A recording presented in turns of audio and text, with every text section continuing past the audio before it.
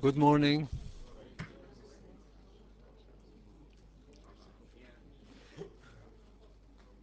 The more perceptive among you will note that I'm not Bernard Lewis. I wish I were in many senses, but Bernard Lewis couldn't be here this morning, and I'm delighted to take his place as chairman of this meeting. I think we are going to have a very interesting panel this morning because we are discussing quite a number of issues. We will be discussing throughout the day the question of Arab anti-Semitism or attitude vis-a-vis Israel in the Arab world, and we will start our session this morning so that we know where we are with a lecture by Professor Milson about what is Arab anti-Semitism. We will later will have an opportunity to hear from Yigal Carmon about Arab intellectuals reconsidering anti-Semitism. He will examine 3 different cases on the subject. Later we will have a presentation, hopefully by both of the people advertised. One of them didn't arrive yet.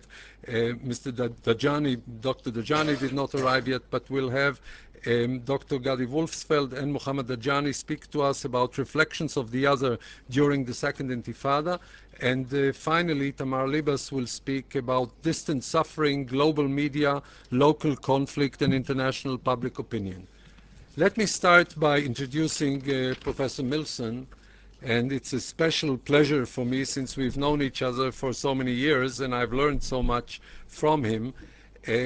Professor Milson will be speaking about Arab anti-Semitism and give us a perspective about a century-old cultural background from medieval Islamic stereotypes that will make it much easier for us to understand contemporary anti-Semitic attitudes in the Arab world.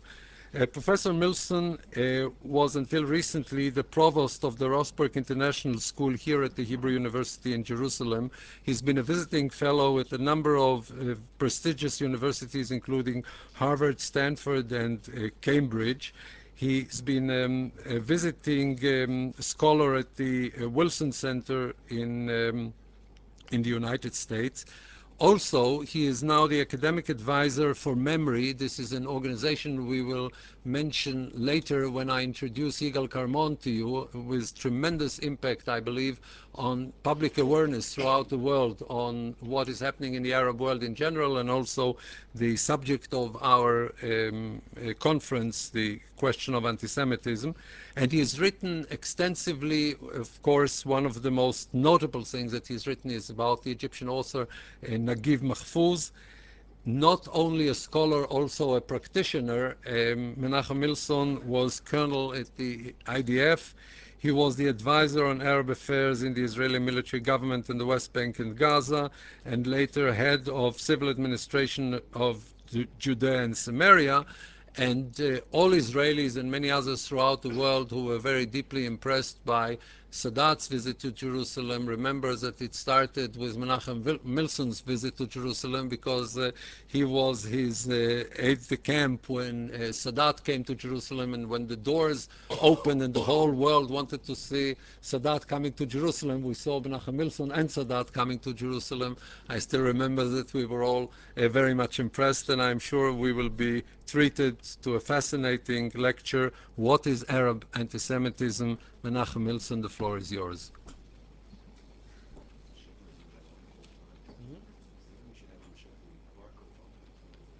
Okay, if somebody knows how to do it. Thank you, Don. Ladies and gentlemen, my talk is confined to the subject of Arab anti-Semitism. Oh, let me, before I start, apologize for reading from my notes, because I know we have a very stiff and very strict chairperson, and I, in order not to go beyond the time limit, I will read from notes rather than speak as I would have liked to do if I were allowed, but I'm not, so I'll excuse me for reading my notes. My talk is confined to the subject of Arab anti-Semitism as a contemporary media phenomenon, purposely avoiding as much as possible the issue of the status of the Jews as dhimmis in Islam. This choice, which is dictated by the subject of our conference, does not suggest that I underestimate the effects of a centuries-old tradition. As can be expected, medieval Islamic stereotype of the Jew clearly inform the Arab response to Zionism and Israel.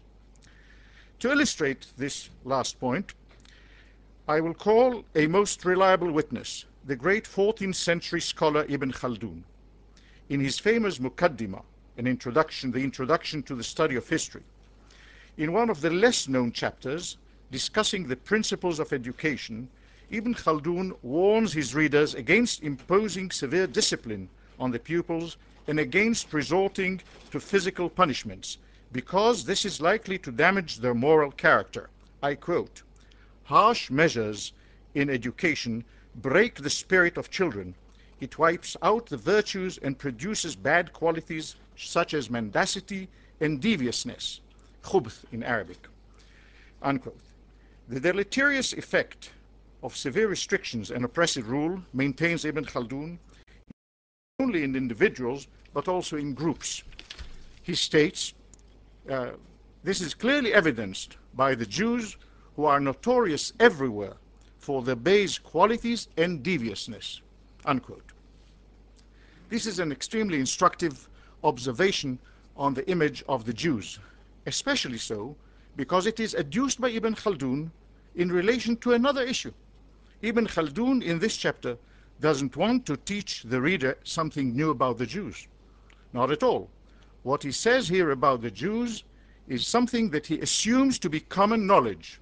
It is precisely because Ibn Khaldun has no doubt that everybody, everywhere, as he puts it, recognizes the Jews are base and devious, that he can conveniently mention them as a compelling example. Allow me now a personal anecdote. In June 1979, I was in Cairo. It was a very special visit for me. I came there as President Sadat's guest. I stayed at the Shepherd's Hotel, and none of the hotel personnel knew my identity as an Israeli, except for the general manager, and of course, the person at the switchboard, for reasons that I do not need to explain. Breakfast, the waitress asked me where I come from. I answer Israel. She wouldn't believe me. Yeah, I was speaking Arabic. She says, "No, you're kidding me. You are Jordanian." I was very pleased, professor of Arabic. Yeah. But I said, "No, I'm not Jordanian." She made some further guesses. Lebanese, Libyan, but would not agree, and I said no. And she would not agree that I was not an Israeli. She said, "I know the Israelis. We have had here many Israeli journalists. I can tell the Israelis when I see them." This intrigued me. "How do you recognize them?" "Well," she said, "they have this devious look." It really hit me. This waitress, characterizing the Israelis, was using precisely the same attribute, deviousness, which, according to Ibn Khaldun, 6 centuries before characterized the Jews. Israelis, Jews, 20th century, 14th century. How does this relate to contemporary anti-Semitism in Arab media? You often hear, I have heard it from many people, that in countries with state-controlled media, the public tends to cultivate its sympathies and antipathies independently of the official line dictated by the media. Can we suppose, as some suggest, that the public in Arab countries, accustomed to distrust the official media, dismisses the anti-Semitic materials which these media serve him as official, that is, false propaganda? I'm afraid that there is no basis for such an optimistic assumption. The attitude of the Egyptian waitress in Cairo's Shepherd's Hotel illustrates an unfortunately common predisposition to accept negative tales and images of the Jews and the Israelis prevalent in Arab countries.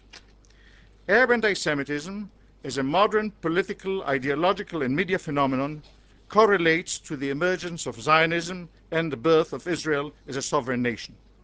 This correlation becomes quite obvious when you look at the date of the appearance of anti-Semitic publications in Arabic. The first Arabic novel with distinctly anti-Semitic items in 1921. In 1927, the first Arabic translation of the Protocols of the Elders of Zion. We clearly see an increase in the number of anti-Semitic publications in Arabic from 1947 on. And yet, to assume that modern Arabic anti-Semitism is simply a function of the Arab-Israeli conflict is very simplistic. Why the reluctance to deal with Arab anti-Semitism? When we consider the sheer number of anti-Semitic references and anti-Semitic Arab publications of all sorts, it is impossible not to notice Israeli academics' reluctance to address the issue. I'm well aware of the few exceptions. Yosafat Harkabi's The Arab Position in the Israeli-Arab Conflict, published in 1968, has remained to this day the seminal work on the subject. Harkabi did not hesitate to refer to the phenomenon plainly as anti-Semitism. In 1971, Bernard Lewis's article, Semites and Anti-Semites, and his further work and book on the subject are also there. There have been a few others, among them Rivka Yadlin, Norman Stillman, Bat Yaor, Ron Nettler, but these remained the exception. The overwhelming majority of Israeli Middle Eastern experts have shunned the subject. Let me try to explain this amazing phenomenon. Psychological factors are mixed here with ideological and political motives.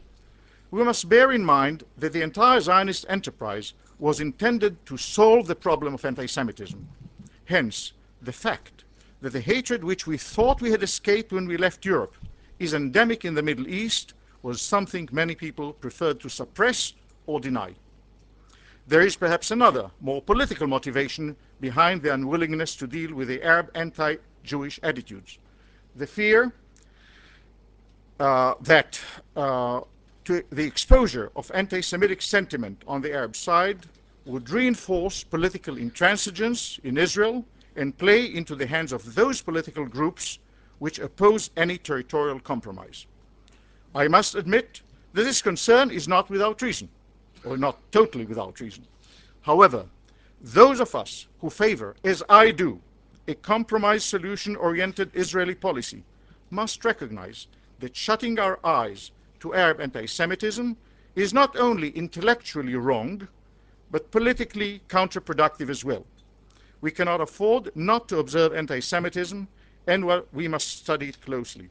It is an unfortunate, distressing fact that Arab anti-Semitism is now the most dangerous form of hatred for Jews wherever they are since the late 1930s. It is especially so because of the close collaboration between Arab anti-Semites and their Western counterparts. Now, back to the question, what is Arab anti-Semitism? The obvious definition is, if it is anti-Semitic, produced by Arabs in the Arabic language and intended for Arab audiences, it is Arab anti-Semitism. Frequently, I must add, Arab anti-Semites address foreign audiences in other languages, English or French or German, in order to recruit their support. And that too, of course, is Arab anti-Semitism because it comes from the Arabs. What are the distinctive features of Arab anti-Semitism in terms of contents? The following conclusions have been formed on the basis of extensive survey done by the MEMRI researchers out of wide variety of Arabic publications and forums, newspapers, magazines, television programs, Friday sermons in mosques, school books, and websites. Arab anti-Jewish propaganda appears to comprise three major components or bodies of material. A, anti-Jewish opinions derived from traditional Islamic sources. B, anti-Semitic stereotypes, images, and accusations of European and Christian origin. C, which is also of originally Western origin, denial of the Holocaust and the equation of Zionism with Nazism. But it is so important and of such pivotal role, as I will explain, that it deserves to be mentioned separately. And perhaps the conclusion or the outcome of all of this is, which is a fourth point, but not, and that is demonization of the Jews individually and collectively. Let me start with the Islamic component. First, the image of the Jews as apes and pigs. An extremely common insult directed at Jews, not only in Friday's sermons, but also in political articles, is that they are or are descended from apes and pigs. This abusive reference is derived from a number of Quranic verses, 3 to be specific, stating that some Jews were turned into apes and pigs by God as a punishment.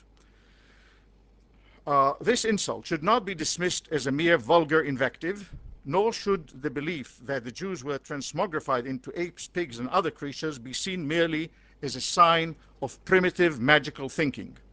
Repeated reference to Jews as despised beasts dehumanizes them and provides justification for their destruction.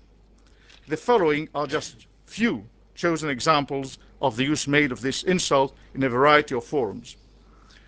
First, an example from a sermon.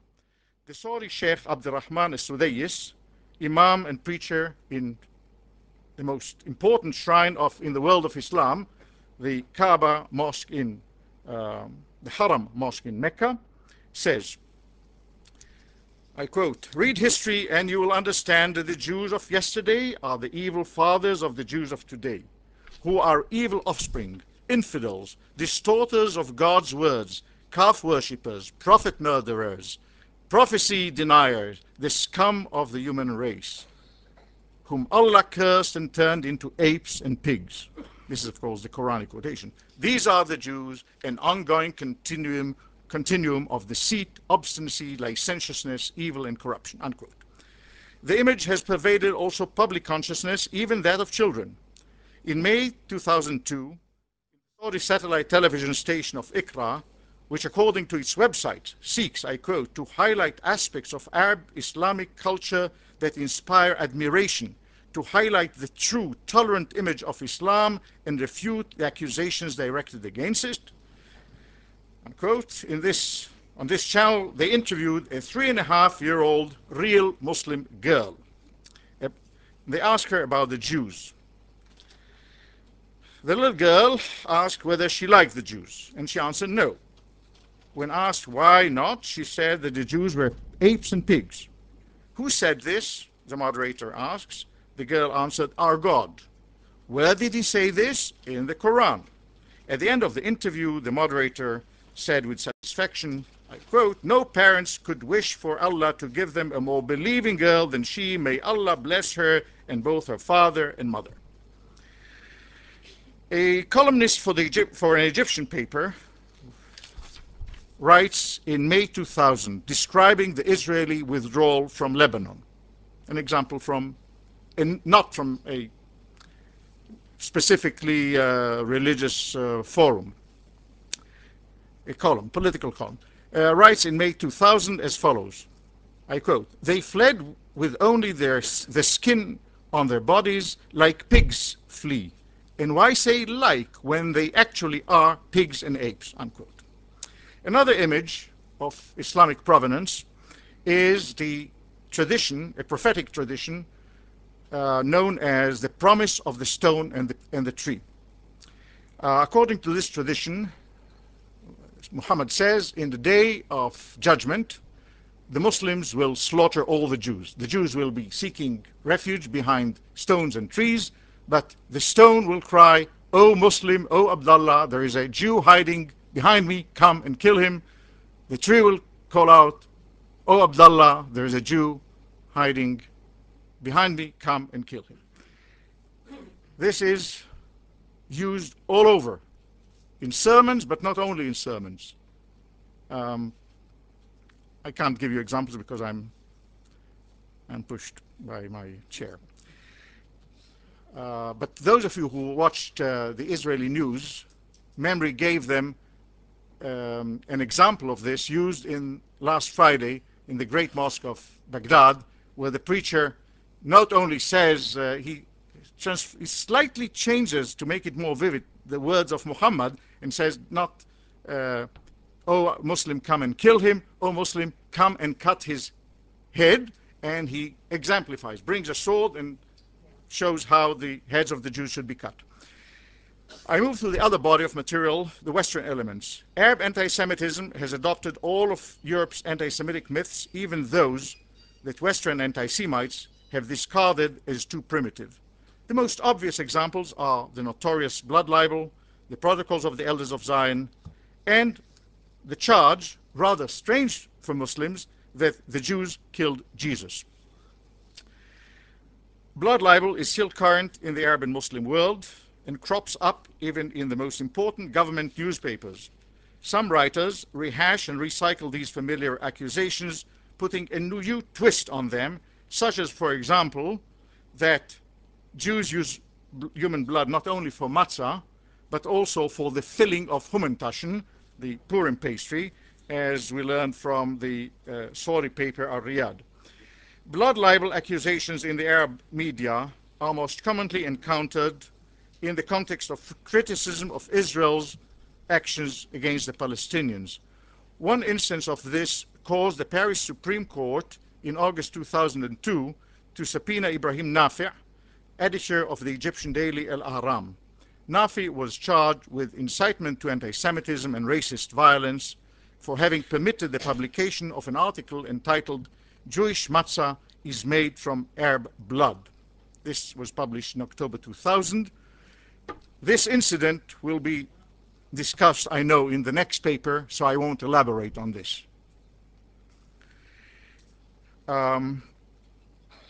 The Protocols of the Elders of Zion are used commonly in the Arab world since the first translation to Arabic in 1927. And this, of course, is the protocols prove that the Jewish plot to take over the world. Many Arab shapers of public opinion cite this fabricated document to show how the Jews' malicious plan has as set out in the protocols is now coming to fruition.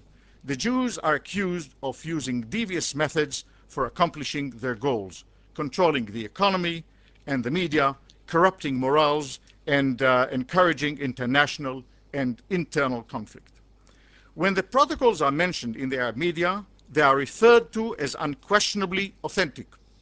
To be sure, there are many Arab writers, and some important ones, who are well aware that the protocols are a forgery. Nevertheless, they continue to make use of them because they argue it doesn't matter whether they are fact or fiction. Their predictions, so they say, predictions, have largely come true, which proves that even though the document that you hold in your hands, called protocols, is in itself a fabricated document, the material contained in it is authentic. As I said, there are some important exceptions, people who not only say it's fabricated, but also denounce and disapprove of using it, but small minority. The recent notorious Egyptian television series, Night Without a Horse, or Horseman Without a Horse, is one of the most recent examples of how the myth of the protocols still pervades Arab anti-Jewish discourse. This series was shown in many television channels, not only by the channel that produced it, and this will discuss, or the discussion about it in the Arab media will be one of the points in the next paper, so I'm not elaborating on it here. I should only mention that MEMRI prepared a cassette of the sections, the relevant sections, with English subtitles, and another one with Hebrew subtitles, and it can be obtained from MEMRI, those who are interested. Jews murdered Jesus, and I said a rather strange charge for Muslims, because according to the Quran, according to Islamic doctrine, Jesus was not crucified. It was another person, somebody looking like Jesus. God did not allow this to happen, so he was not crucified. Yet, when anti-Semitic needs, the need to use the accusation is there, even the Quranic doctrine doesn't stand in the way of the anti-Semitic Arab propagandists.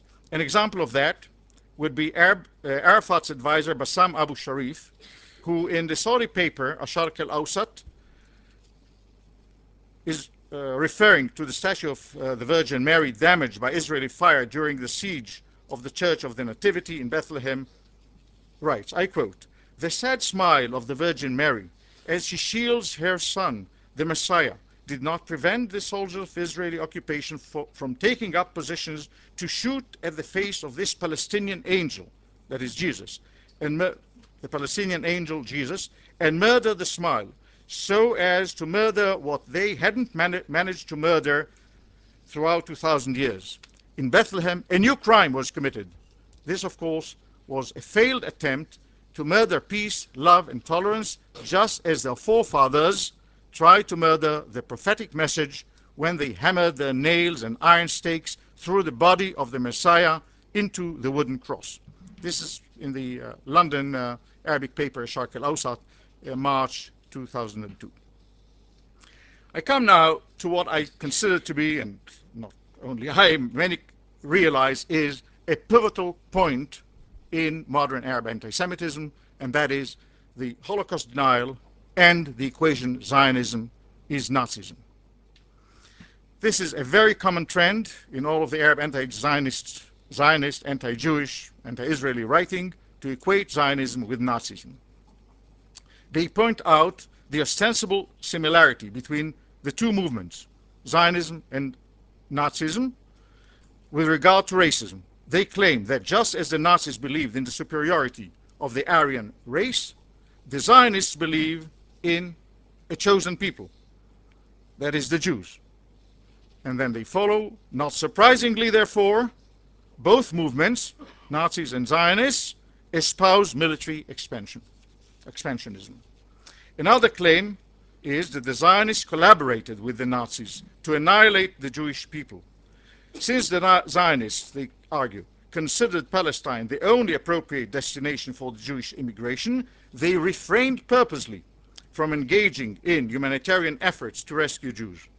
Such claims are the focus of the 1982 doctoral dissertation by top Palestinian Authority official and PLO Executive Committee Secretary General Mahmoud Abbas, also known as Abu Mazen, who is talked a lot about as a candidate, possible candidate for the position of Prime Minister under Arafat and one of the supposedly good guys. He presented this doctorate in the at the Moscow Oriental College, and an Arabic version appeared as a book in book form in 1984. Another of these claims refers to the current political situation in the Middle East. Actions by Israel and the Zionists against Palestinian people are equated with the Nazis' crime against the Jews or the alleged Nazi crimes against the Jews. They often say what they allege the Nazis did to them, they are really doing to the Arabs.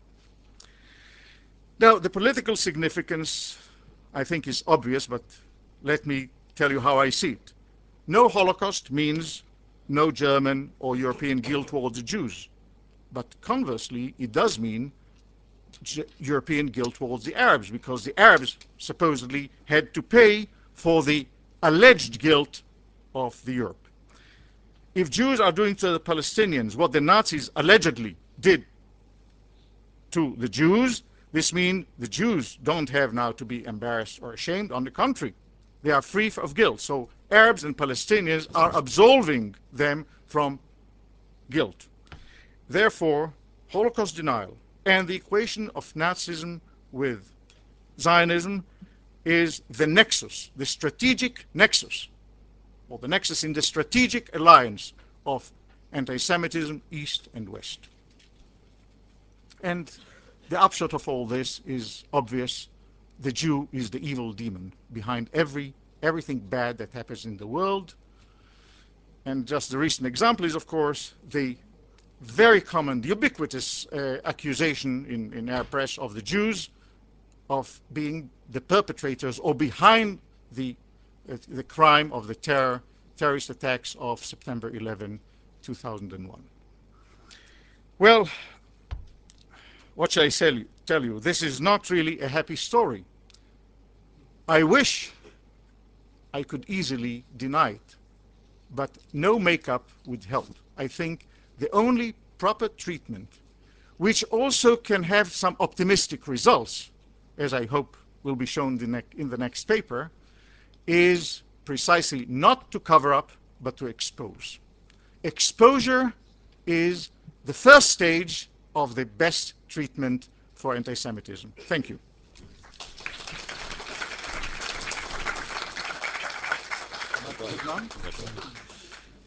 Thank you very much, Professor Milson, for an enlightening lecture, although depressing, as I suppose a lot of our discussions on this subject are. Perhaps now, when we hear from Yigal Carmon about Arab intellectuals reconsider anti-Semitism, we will have a somewhat more optimistic perspective of it. Let me introduce Yigal Carmon, and it's a special pleasure for me, not only because I've known him for a very long time and I have great respect for him, but because what Yigal Carmon does is particularly important for the subject of the international conference we are holding now. MEMRI, the Middle East Media Research Institute, that Yigal Carmon is the president of, is, in my view, one of the most important academic contributions, one of the most important contributions to the understanding of the Arab world in general, not only what concerns anti-Semitism and attitude towards Israel. This institute translates, and more important as far as I'm concerned, selects in a way that I consider very commendable what kind of intellectual materials that is published in the Arab world and political materials that can be of interest far beyond the everyday events of the Arab-Israeli conflict and even of political reality in the Middle East, and in my view has made a tremendous contribution in the understanding in the West in general, or everybody else is, of course, can be privileged to read what MEMRI is publishing, but many people who did not realize what is happening in the Arab world and were not aware of what is happening inside the Arab world are exposed to it because MEMRI is publishing, is translating it to a number of languages, Hebrew, English. I understand you also recently opened in Germany and Russia, so that we have a variety of languages where this is translated. And for a better knowledge, whatever the consequences, whatever the political consequences of this understanding, but first, for a better knowledge, what MEMRI does is of tremendous importance, cannot be overstated. So Yigal is first the president of MEMRI. He also previously directed the Institute for the Study of Terrorism and Political Violence in Washington. He was an advisor on counterterrorism to Prime Minister Rabin and Shamir, and a senior member of the Israeli delegation to the peace negotiations with Syria in Madrid. Before that, he was with the IDF Intelligence Corps and a senior staff member of Israel's National Defense College. I understand that we will hear today, when Yigal speaks about Arab intellectuals reconsider anti-Semitism, also a discussion concerning two of the issues that Professor Milson mentioned, namely this interesting television series Rider Without a Horse, and something that I find particularly interesting, the comment by Osama El-Baz about anti-Semitic expressions in the Arab world. So we should be fascinated. Yigal, please, the floor is yours.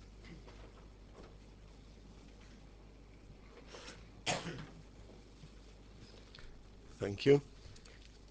In the next 2 hours, 15 minutes, I'll do everything that Dan said, very briefly. But just to follow on what he said, everyone could access MEMRI at www.memri.org,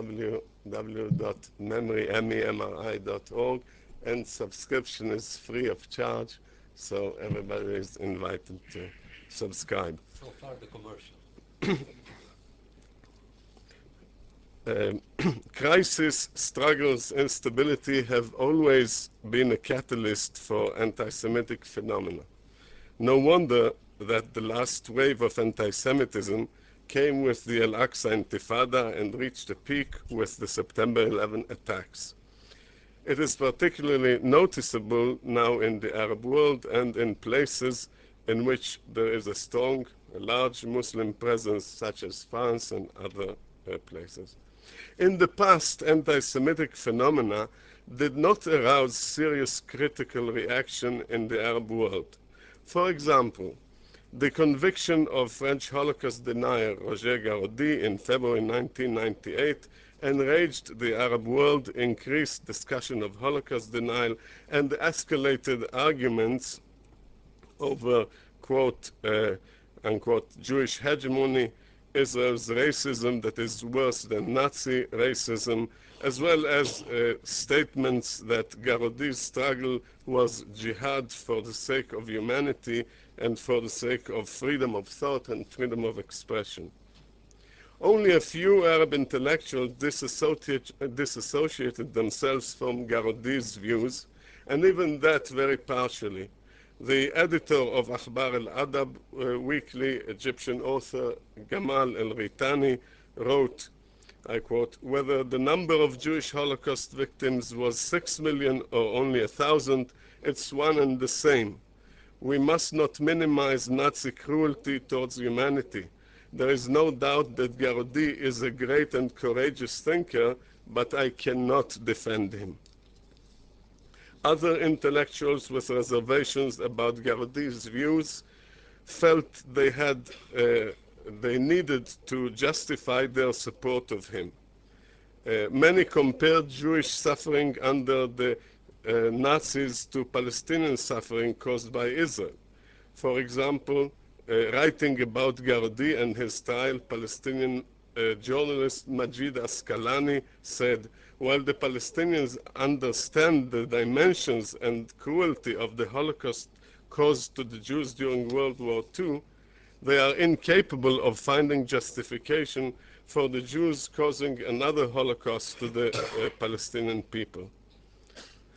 Other examples of anti-Semitic events, so to speak, that were not condemned in the Arab world in the last few years include the Arab media reaction to the trial of British Holocaust denier David Irving, the presidential candidacy of Jörg Haider in Austria, and in a totally different way, the Stockholm International Forum on the Holocaust in January 2000. However, over the past 2 years, we have begun to see a much more serious and critical approach in the Arab world to anti-Semitism in the Arab media.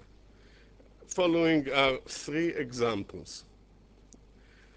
First one, the editor of the Saudi daily newspaper Riyadh, Turki al-Sudairi, published an apology for a blood libel written by a certain Dr. Umayma al-Jalahma that appeared in his paper. Dr. al-Jalahma was also fired by him. He wrote, "I checked the article and found it not fit for publication because it was not based on scientific or historical facts, and it even contradicted the rituals of all that is known as religion in the world, including Hinduism and Buddhism. The information including in her article was no different from the nonsense always coming out in the yellow literature whose reliability is questionable." He published that in Arabic, and he even sent it to us at MEMRI to publish it to the public at large in America. Moreover, he said, "In principle, an idiotic and false news item regarding use of human blood in the food of other human beings, whoever they may be, should not be published, since this does not exist in the world at all." A second example is the airing of the anti-Semitic TV production in Egypt, The Protocols of the Elders of Zion. Horseman without a horse, yes. It aroused a public debate among writers and columnists in the Arab world. Most of those who wrote about it praised the series producer for his national work of art, but a significant number of intellectuals rejected the use of the protocols and explained that they were a forgery. The Egyptian Organization for Human Rights condemned the airing of the series and stated in a communique, I quote, "The organization believes that the various forms of expression should not be abused to propagate events that might incite hatred based on religion, race, color, or gender." The organization's Secretary General, Hafiz Abu Saada, told the Associated Press, "Supporting the Palestinian cause does not need forged protocols. What is happening on the ground in the Palestinian territories is more reprehensible than anything else." The director of the Palestinian Information Ministry, poet Ahmad Dahbour, wrote, "The protocols of the elders of Zion are a stupid pamphlet full of nonsense. The conflict with the Zionist enterprise is graver and more dangerous than these nonsensical words. If we do not present Zionism as it is, a nationalistic, racist European movement that emerged at the periphery of the old colonialism and imperialism, we will make ourselves an easy prey." In his weekly column in the London Arabic daily Al-Hayat, under the title "The Protocols of the Arab Elders of Zion, Enough Egypt, Enough," journalist Mark Sayer presented an imaginary reverse scenario, that is, Israeli television airing a program based on the Arab conspiracy to take over the world. Another columnist in Al-Hayat, Ibrahim Al-Arabi, wrote, "By means of the series, the art of Arab television managed to place itself at the heart of a lengthy debate going back over 150 years about a book which today is known with certainty to be a fabrication by the Russian Tsar secret police aimed at justifying attacks on the Russian Jews. This book always served fascist, racist, and anti-Semitic regimes for stepping up persecution of the Jews, with a more disastrous result for the Arabs than for the Jews." And we had others, such as Dawood Shiryan in Al-Hayat, another columnist, and Dr. Ma'mun Fendi in the United States, and Hazem Abdurrahman in Al-Ahram, and even Satya Nuruddin in the Lebanese pro-Syrian paper As-Safir. The third example is, of course, the most obvious one, the series 3 articles written by Dr. Usama al-Baz, the political advisor of President Mubarak of Egypt. In the articles, al-Baz analyzes the phenomenon of anti-Semitism at length and refutes several of its most blatant misses, such as the protocols and the blood libels, and of course the Holocaust denial as well. There are contradictions, to be sure, in al-Baz's articles. I'll mention just two. He rejects the argument common among Arabs that Arabs cannot be accused of anti-Semitism because they are themselves Semitic or Semites, saying that the expression refers to hatred of Jews alone and not of other groups known scientifically to be Semitic. Yet later on in his arguments, he says that Arabs cannot be accused of anti-Semitism, and I quote, "First of all, because the Arabs believe that they, like the Jews, are of the offsprings of Abraham, and therefore they are cousins, not foreign or different, and a man cannot be hostile towards one who shares his origin or ancestry." Another example of the same nature is al-Baz rejects comparing Zionism with Nazism, yet in the English version of his articles there are a few photographs, and some of them, in one case, they show a German soldier rounding up a group of Jews, and nearby an Israeli soldier rounding up a group of Palestinians with a clear insinuation. Nevertheless, I should again stress his refutation of the protocols and of the blood libel was made in no uncertain terms, with no contradictions. It was sound and clear. So how can this change be explained? We did not see these phenomena in the past. Maybe the last example, the articles by Dr. Osama Al-Baz, could best explain it. And I want to thank Professor Erwin Kotler for what I heard from him yesterday, and look how small is this world. Erwin, who is beyond his other advantages, a member of the Canadian Parliament, is talking all the time to the ministers in the government about these phenomena, and he talked about it with the minister for the Middle East, Gal Knudsen, and he went to Egypt, and he met with Osama Al-Baz. He called Erwin and told him he's going there. He asked him to come, and they talked about the subject just before the meeting with Osama Al-Baz.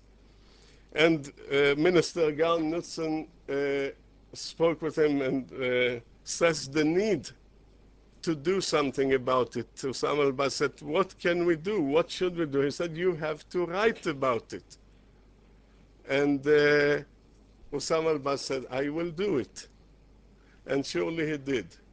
Now, of course, what Minister Knudsen was doing before this was pressuring him. So did the American government, Ambassador David Welsh in Egypt, the administration, the Foreign Secretary Colin Powell. The Congress began activities aiming at touching the support for the aid for Egypt, $2 billion every year, and this prompted a change. Similar American pressures on Saudi Arabia led to the strong response by Al-Riyadh editor, Turkey Sudairi. In one of we knew about the Secretary Powell's pressures on them, but later on we heard that in one of the briefings by White House Foreign spokesman Harry Fleischer, he mentioned that the president himself spoke to the Saudis about this article of the blood libel. And as I mentioned, the reaction by the editor was strong and clear. With the case of Night Without a Horse, we can see another aspect that prompted this, the lengthy discussion of the issue. It was 41 episodes. It took like more than 1 month of discussion in the media in the West, brought the Arab intellectuals to speak out. Of course, at the same time, there are those Arab intellectuals who are still unwilling to reconsider and reject Arab anti-Semitism. The most important and most distressing example is the case of Al-Haram editor Ibrahim Nafia, who was subpoenaed for criminal investigation by France, and he stood in the same situation like Turkey Sudairi in Saudi Arabia, but he chose to take another path, and he went to battle over his right to publish that kind of filth. He recruited a large elite group in Egypt and in the Arab world to support him and mobilize them with a petition that advocated the right of and the freedom of speech and all the rest of this. there is a list of, when we look at this list of people who signed it, even the head of the chairman of the Finnish Association of Journalists signed it, but then when it was exposed, he retracted, and he said that he was not understood by Al-Haram, and he did not mean to do that. Well, the conclusion of all of this is both distressing and encouraging. Anti-Semitism can be fought with significant achievements. Sometimes exposure itself is sufficient. In most cases, the combination of exposure and political pressure are needed. True, it is just a change in the nature of discourse, but this is the first step when anti-Semites are put in on the defense. And if I may use or conclude with a personal example, when David Irving complains that we at MEMRI are using the standard propaganda techniques developed by Joseph Goebbels, it is the beginning of a real change. Thank you.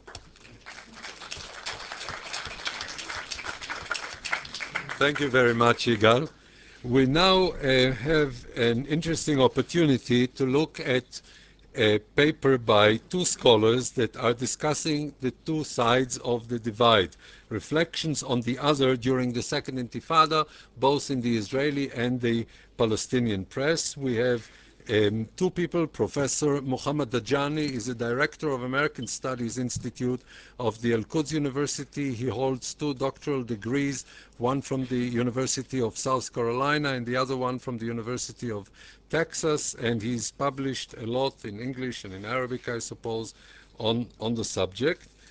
Professor Wolfsfeld holds a joint appointment of political science and communications here at the Hebrew University of Jerusalem. He's also the director of the Levi Eshkol Institute for Economic, Social, and Political Research, and previously served as the chair of the Department of Communications, again here at the Hebrew University. He was a visiting scholar at Harvard, MIT, and Boston University, and his forthcoming book from Cambridge University Press is entitled Media and the Path to Peace. So let me first, who's starting? You? So Professor Wolfsfeld, please, the floor is yours.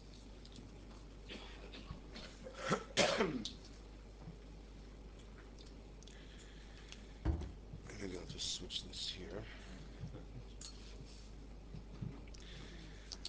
I think it's interesting when I'm looking over the schedule because I noticed that the title of the conference is Anti-Semitism and Prejudice. There certainly seems to be a major emphasis on anti-Semitism and a rather smaller emphasis on prejudice. So I guess we're going to be showing a rather long presentation in a very short time. We're getting 15 minutes each, and we've promised to keep to that time. The last time we did this was at about 40 minutes each, so you'll excuse me if it goes quickly. This is going to be telegraphic, and the good thing about that is anything you ask me about, I can always say, well, I didn't get to talk about it. So that's the major advantage.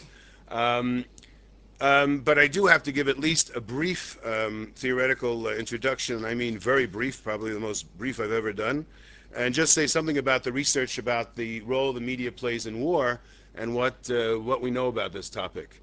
In general, we can talk about the fact that the news media reflect the political consensus of the society in which they operate, and of course the press normally, especially at times when the war has great consensus, whether it be World War II, the first Gulf War, the beginning stages of the Vietnam War. Normally the press tends to not only reflect but reinforce the anger, the hostility, and the hate of the enemy. It tends to show a fairly consistent of what I'm going to call in my presentation a just war frame. Basically, we're talking about a situation, as there is with the Intifada, when the press, for a variety of reasons, basically gives up most of its role as a government watchdog, as a critic, and tends to adopt more or less the positions of the government and becomes more than anything else a servant of that government in achieving the goals of the war. Now let me just talk a little bit about, I'm going to try to, I'm going to move this over here, otherwise why I'm doing it. Let me talk about the elements of what I would call the just war frame. The just war frame, and again, I won't have time to talk about frames, so you'll have to look it up, has three basic elements. It says our victims represent a terrible tragedy, and their victims are statistics. It says our actions are legitimate, their actions are evil, and our aspirations are noble, and their aspirations are despicable. Now, the interesting question, of course, is how do the press, without meaning, or even a leftist press, how do they, in fact, manage to translate those three cultural assumptions into news routines? Well, the major routines in this type of situation are, for example, if we take the first one of the ways to show that our victims are a terrible tragedy and their victims are statistics is the amount of the location and the space to victims. Our victims, of course, are front page news, are given tremendous coverage. We learn a lot about them and their families and their grief. Whereas theirs are usually put on the back pages and treated. We also know a lot about them, personal versus impersonal descriptions. We know their names, we know their families, we know a lot about their lives. We know very little about the lives of the other side's victims. And of course, dramatic versus analytical strike. When our people are killed, usually we'll use a word like massacre, and when we'll use a more neutral military term such as strike. So this is the way usually we tend to reinforce the notion that our victims are a terrible tragedy and their victims are statistics. Yes, and of course visuals. When it comes to our victims, there's usually lots and lots of blood, dramatic, frightening, scary, horrible pictures of our victims. When they're killed, we try to lower the level of drama because it tends to reflect, again, the cultural assumptions. Now, the second one, our actions are legitimate, their actions are evil. Usually there'll be stories, patriotic stories about our soldiers and families, which tend to bring us together. Militaristic technological distinctions, in other words, when they are doing things, when we are doing things, it's usually very technical. Those of you that saw, for example, the movie The First Gulf War, and are probably waiting for the movie The Second Gulf War, know what I'm talking about. Smart bombs, even though the fact that, for example, in the First War, 99% of the bombs were stupid. Nevertheless, the most important graphics, of course, it looked like a video game. We didn't see many victims. We didn't see many people killed. Those of you that saw Newsweek last week saw all the different wonderful toys the Pentagon has for the next war, and it really was very impressive. It really did look like a video game. And of course, when they kill us, their actions, of course, they don't usually use militaristic. They talk in terms of more as demons. And of course, talks about the fact that our violence is always reactive and justice. The last, of course, is perhaps the most important, suggests that our aspirations in this conflict are noble, their aspirations are despicable. The dominant use of our journalists, in other words, and sources, our journalists, our Jewish, Israeli journalists telling us, of course, what the Arabs intend to do to us. Dominant use of our political and military sources. In other words, most of what we hear about what we're doing and why we're doing it and how we're doing it comes, of course, from our own consensus, from our own society, and therefore tells us quite a bit about what they're doing to us. Very little use of their sources unless we want to use it to show how evil and extreme they are. And of course, a glorification of our cultural symbols and stories versus marginalization of theirs. And we'll give a couple examples of that in a second. The study, which I should argue was sponsored by both Truman, Karen Adenauer, and the Satawi Institute, we looked at 4 events for this particular part of the analysis. 2 attacks in which the major victims were considered to be the Israelis, and 2 attacks which, at least on the Palestinian side, Jenin, of course, is more of a mixed case, where the major victims were considered to be Palestinians. These were the newspapers where the examples are coming from, but again, I'll only be giving you a brief thing. Now, you know what, let me just talk, again, I don't have enough time to go into all the details, but I'll just say generally that one of the interesting things has to do with what happens when the other side, when you have the victims, and what happens when the other side's the victims, because it turns out the press, as one might expect, has to employ different mechanisms to tell each of these stories, okay? Telling ourselves stories. So, for example, in the Israeli press, when we're the victims, the major themes are grief and suffering, ethnic solidarity, and demonization of the other side. In the Palestinian press, however, when we're the victims, and the Israelis are the victims, we have an emphasis on the justification of violence, we have an emphasis on militarism and patriotism. And of course, when it's reverse, I'm not going to unfortunately be able to do with the exceptions today, when it's the reverse, of course, we do, it's a mirror image. In other words, when it seems to be that, for example, there's a lot of Palestinian civilians, we tend to find justifications for the violence. We tend to use military types of terms and technology, and we talk about patriotism, and the Palestinian press use the mechanisms. I'm going to go right to the examples, but before that, just a word. I know that what I'm going to be accused of at the end, because I'm always accused of it, is comparing a democratic press with a non-democratic press. So let me first of all say right away that a big disclaimer, I am not arguing that the democratic press in Israel works the same way the non-democratic press works in the Palestinian Authority. I will, however, make the following theoretical proposition, which I will not have time to neither detail nor illustrate, and that would be that in times of crisis, the gap in times of crisis, when there's tremendous consensus about the war aims and goals, aims and actions, the gap between a democratic and a non-democratic press tends to become smaller. Okay, that would be my theoretical thing. Maybe if there's questions, I'll have time to talk about it. Let me give you some examples from the press. The themes the themes of grief and suffering, talking about I saw people fly from the back bus window, my window filled with blood. I went out, first there was silence, and then I heard screams, my hands helped me. Sharon, of course, I've never seen an atrocity like this in all the wars, massacre on Passover night. Among the many injuries of the terror attack were 13 members of one family. I want to emphasize that I am not talking that none of these things happen. I'm not talking about none of these things are not authentic. I'm not talking about the fact that certainly we all reacted when we see that way. I'm talking about the fact, what do you emphasize and what do you live out? And I'm going to rush through this even quicker. And of course we talked about visuals, the fact that our victims, the screams of the wounded, one actually sees the blood, the terrible suffering of the child, of course, at his father's funeral. There are also stories about ethnic solidarity. In the Jewish case, for example, there's often very many themes reminding us that we're all together in this. So, for example, Jewish symbols, such as many of the medical staff didn't succeed in even putting a piece of matzah in their mouths before they were called to deal with the injured. Talks about Israeli flags and praying. Again, a way of reminding us that we're all together in this struggle against the other side. The Messiah will come and we will be happy. HaMashiach od yavo v'niyem muvsharim. And of course, from the home front, we have families coming, again, building support, building morale among the population. Let me get to the demonization of the other. What do we do? Of course, one of the things the Israeli press loves to do, because they have an economic interest in do, is to keep us in panic at all time. This, of course, has certainly been true in the last couple of weeks when they've made a lot of money out of the war. I mean, let's face it, news media makes good money on war. If they didn't have war, I think they'd go out of business.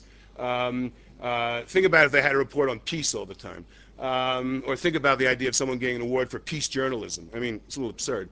So therefore, one of the ways they scare us, of course, to find the scariest pictures and statements from the other side and then repeat them so that we'll buy tomorrow's paper. Israel opened the door to hell. No woman and child in Israel can live from now on in security. The soldiers here, we will kill you, and their friends from being wounded. The Arabs, I was sure the Arabs have a God and wouldn't dare. In other words, saying the Arabs do not have a God. And of course, the pictures are always the best, especially if we don't have television news. Okay, trying to find the scariest people. It is, of course, an ongoing horror film of finding the scariest messages. We will drown Israel in a sea of blood, murder in their eyes. Finding Hamas supporters of the man for the... Okay, trying to circle on the people that are most scary, especially, of course, in the yellow press. And not going to have much time. I think he's already on L'Sayem. One thing I do want to say, let me just get to the pictures. One of the things about when there are civilian casualties on the other side, okay, is that whenever there are civilian casualties, it's always put in the context of all of the things the terrorists who we killed is alleged to have done or will do. Okay, so one of the ways that the security forces and the press work together is so that there's not too much concern about civilians that are killed in these kinds of attacks, is to always say, look at all the things the person did. And this, of course, is a whole another set of mechanisms. And I'll just show an example, perhaps, of what I mean by militarism. This is how, again, the smart bombs, it's a very good way of turning, when in fact we are causing victims, of turning the language, as I said in the first Gulf War, of making it very sterile, okay, making it very clean, making it very victimless. Or the use of maps and arrows, which is very military-oriented. When we talk, of course, in America, they talk about collateral damage is another kind of term they use when they've killed hundreds of people. This kind of language and this kind of terminology tends to sort of neutralize it and make it less emotional. Again, are we finished? Unfinished? I got a minute? 1 minute. Oh, good. Patriotism, of course, is another way to deal with the kind of situation. That's, of course, a wonderful picture that gives a feeling. There's also, of course, heroic stories about soldiers who, despite the fact they're wounded, wanted to get back into the battle. I guess the major point, again, I don't have time to go into detail. Those who want the full report or the initial report can turn to Truman Institute where they have it. The major point I want to make is I don't think we're any different, any better, any worse than any other Western democratic country. I think that when there's a war and when there's consensus, it is considered a just war. The media tends to mobilize itself in keeping with that sentiment and achieve two goals at the same time. One, sell papers and increase audience size and ratings, but two, give the people a sense that we're all together in this.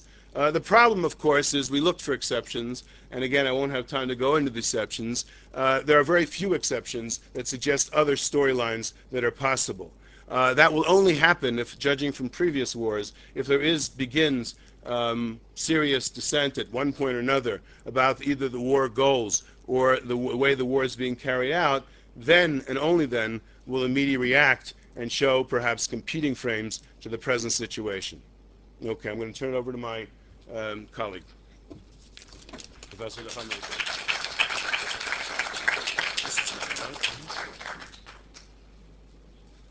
We have to get to your part. Should I click through? Yeah. Yeah, It is on.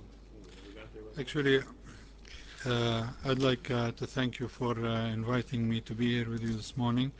It's a pleasure. I'd like to talk about the Palestinian media and the role it plays.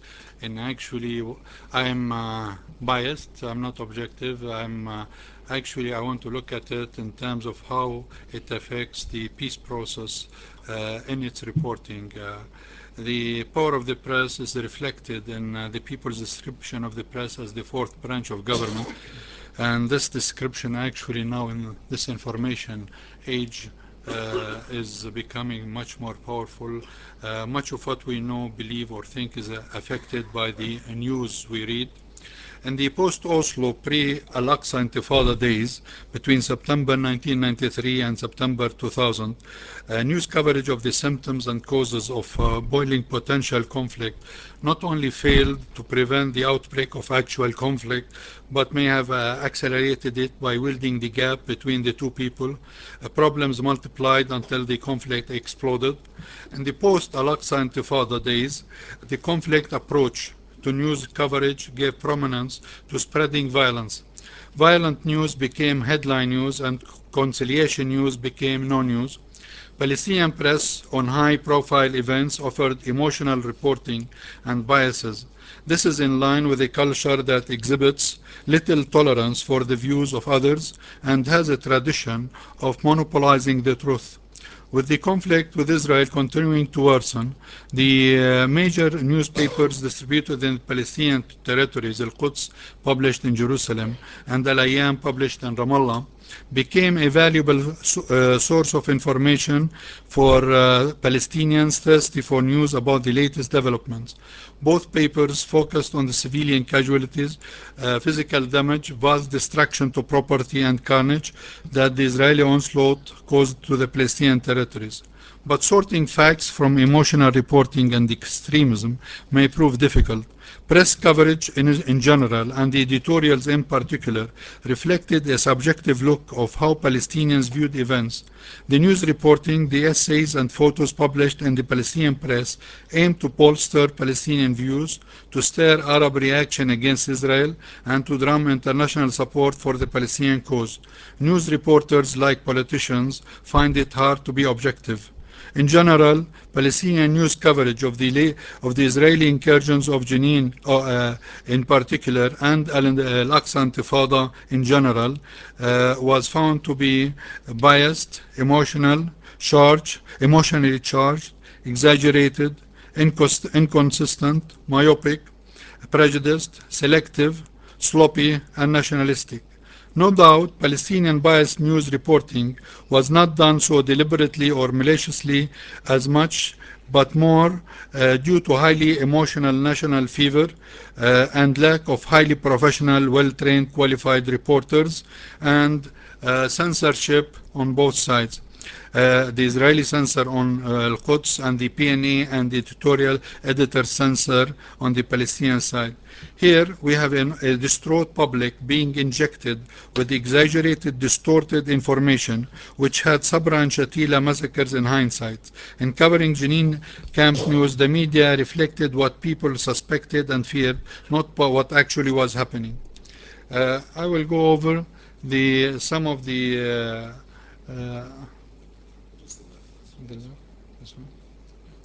yeah. We will follow exactly what Professor Gadi has done, which is the same we have with the prevalence when Palestinians are victims, we tend to find there is a lot of to show grief and suffering in relation to the pictures and the but it is very interesting that here also with the tendency to show ethnic and international solidarity in terms of showing that we are supported by everybody, they are not supported by anybody except the United States. Demonization of the other were actually a lot of images to show the Israelis in the most negative images that can be done, to show that the very inhuman aspect, to show also there were times when there was humanization of the other, to show that the other side is acknowledging what they are doing is wrong. Dramatic literary description of very emotional issues, patriotism, to show the patriot issues, to show justification of violence when Israelis are victims, that we are justified in what we do. Also here it's very interesting that when they show the other, they show the bombed card, they show the suicide bomber, a nice looking young gentleman, so you sympathize with him rather than with what is happening. You never see a picture of a grieving Israeli mother or a picture of Israeli victim or stories of Israeli human aspect regarding the tragedy. You just see the pictures there. There are when Israelis are victims, there are exceptions sometimes, empathy about people about describing that this was something the leadership condemns this, or that to describe corpses but not people. here also, and this is the picture you see, a mutilated body of the bus, but you don't see pictures of people behind the victims. You don't see the victims there, but you see just the technical thing of what happened. Futility, there were, and when there is a victim, futility, that to show that it, and there was efforts to show that these violent actions will not result in any useful thing. There was a full-page ad that was taken here. This is it. Actually, I was signed to against suicide bombing, and there was a big issue. It became a big issue there, and there were the problems in news reporting, the language use, to use terms like horror, aggression, barbaric, fierce, or to use exaggerated adjectives such as mass massacres, hell confrontation, unbearable hell, all to when it is Palestinian authority stated, they use the term stated when Israel it's claimed. Also to use to describe Palestinian victims as martyrs, Israeli victims as statistics. Accuracy. There is a lot of description about the figures. The Palestinian victims in Jenin dropped from 5,000 to 3,000 to 900 to 300, and eventually it turned out to be 52 with 30 militants. It would have been here, for instance, this is the early estimates that it is 300 martyrs, the figure there, 300. Also, when we are talking about figures, the headline could be reading something, and here it says 80 wounded, while the text reads 135 wounded. And the first day we read that Sheikh Shahadi was not hurt, and the second day we read that he was killed. Also the use of numbers, a big number or tens or hundreds. Here it's a story about Paris saying that the Palestinians are exploiting Jenin, and actually the title would read that how Paris described what's going on in Jenin camp as a massacre, and then turns out that Sharon was the one who expressed this. Basically, when we look at these events, we tend to see that there has been a lot of actually distortion in the news, and basically because of the political, it is related to the crisis. So the lessons learned there is that what we read in the papers is not necessarily what happened. Also, access to news is directly related to the quality of news. Third, much of what we read, what we think, reinforces our beliefs and our convictions. Now, what needs to be done actually with regard to this issue, we need to be aware of the potential harm each news item might have for the news audience, and we need to actually think in terms of accuracy, objectivity, clarity, prominence, and honesty. Also, we need to banish highly emotional terms. We need to filter and tune down stories of high drama and violence which may cause public anger and concern. Fourth, we need to keep in mind the public's right to know. Fifth, we need to choose news sources very carefully. Sixth, we need to build up human resources competency by training workshop. Seven, we need to describe the emphasis on, actually this is my bias, and this is that we need to decrease the emphasis on conflict and discord in covering the news, and increase the emphasis on stories of conciliation, forgiveness, and tolerance. Actually, I think what needs to be done basically is that we need to acknowledge the narrative of each other in general. We need to recognize each other. We need to understand each other. We need to tolerate each other. We need to accept each other. We need to accommodate each other. And we need to rebuild trust. This morning, as I was listening to the Professor Milson regarding the anti-Semitism within the Palestinian or the Arab world, it is true that the Quran reflects a negative image of the Israelis in the sense that not in the way it was portrayed. There isn't any single description in the Quran that describes Jews as apes or pigs or whatever. I will challenge anybody. I will put my whole career on this line, because actually I have studies the image of the Jew in the Quran, it is not a positive image, and it is actually insightful, but there are also positive images. That's why I think what we need to do is to focus on the positive rather than to focus on the negative. A father who has a factory of shoes sent his two sons to Africa to try to export shoes to Africa. When the first came, he said, father will go bankrupt if we export shoes there. Everybody there is barefooted. The other one said, father, we are going to be extremely rich. All Africans are barefooted, so we can sell them shoes. So actually, we have these two interpretations.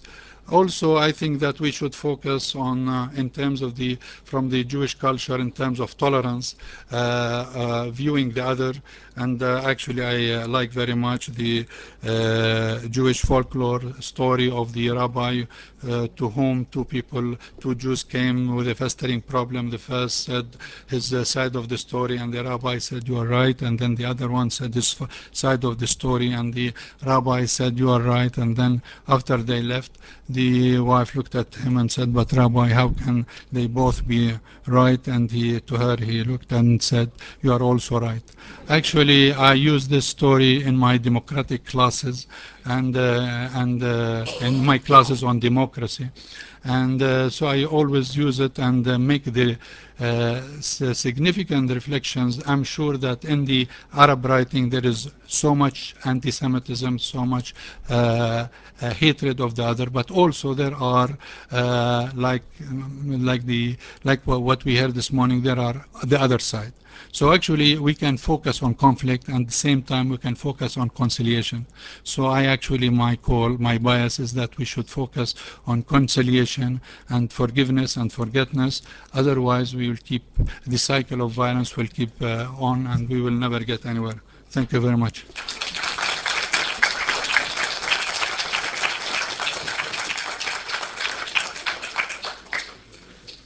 Thank you, Professor Dajani. We now turn to the last lecture in this panel. Professor Tamar Liebes will speak about distant suffering, global media, local conflict, and international public opinion. I understand that the argument will be that the media can influence the outcome of local war even if its audience is far away. Professor Liebes is the chair of the Department of Communication and Journalism at the Hebrew University in Jerusalem. Her recent books are American Dreams, Hebrew Subtitles, Globalization from the Receiving End, published just this year, Reporting the Arab-Israeli Conflict, How Germany Works, in 1977. In addition, she edited a book called Media, Ritual, Identity, and another book entitled a Canonic Text in the Media Research, Should There Be, What About These, in 2002. Professor Liebes, please, the floor is yours.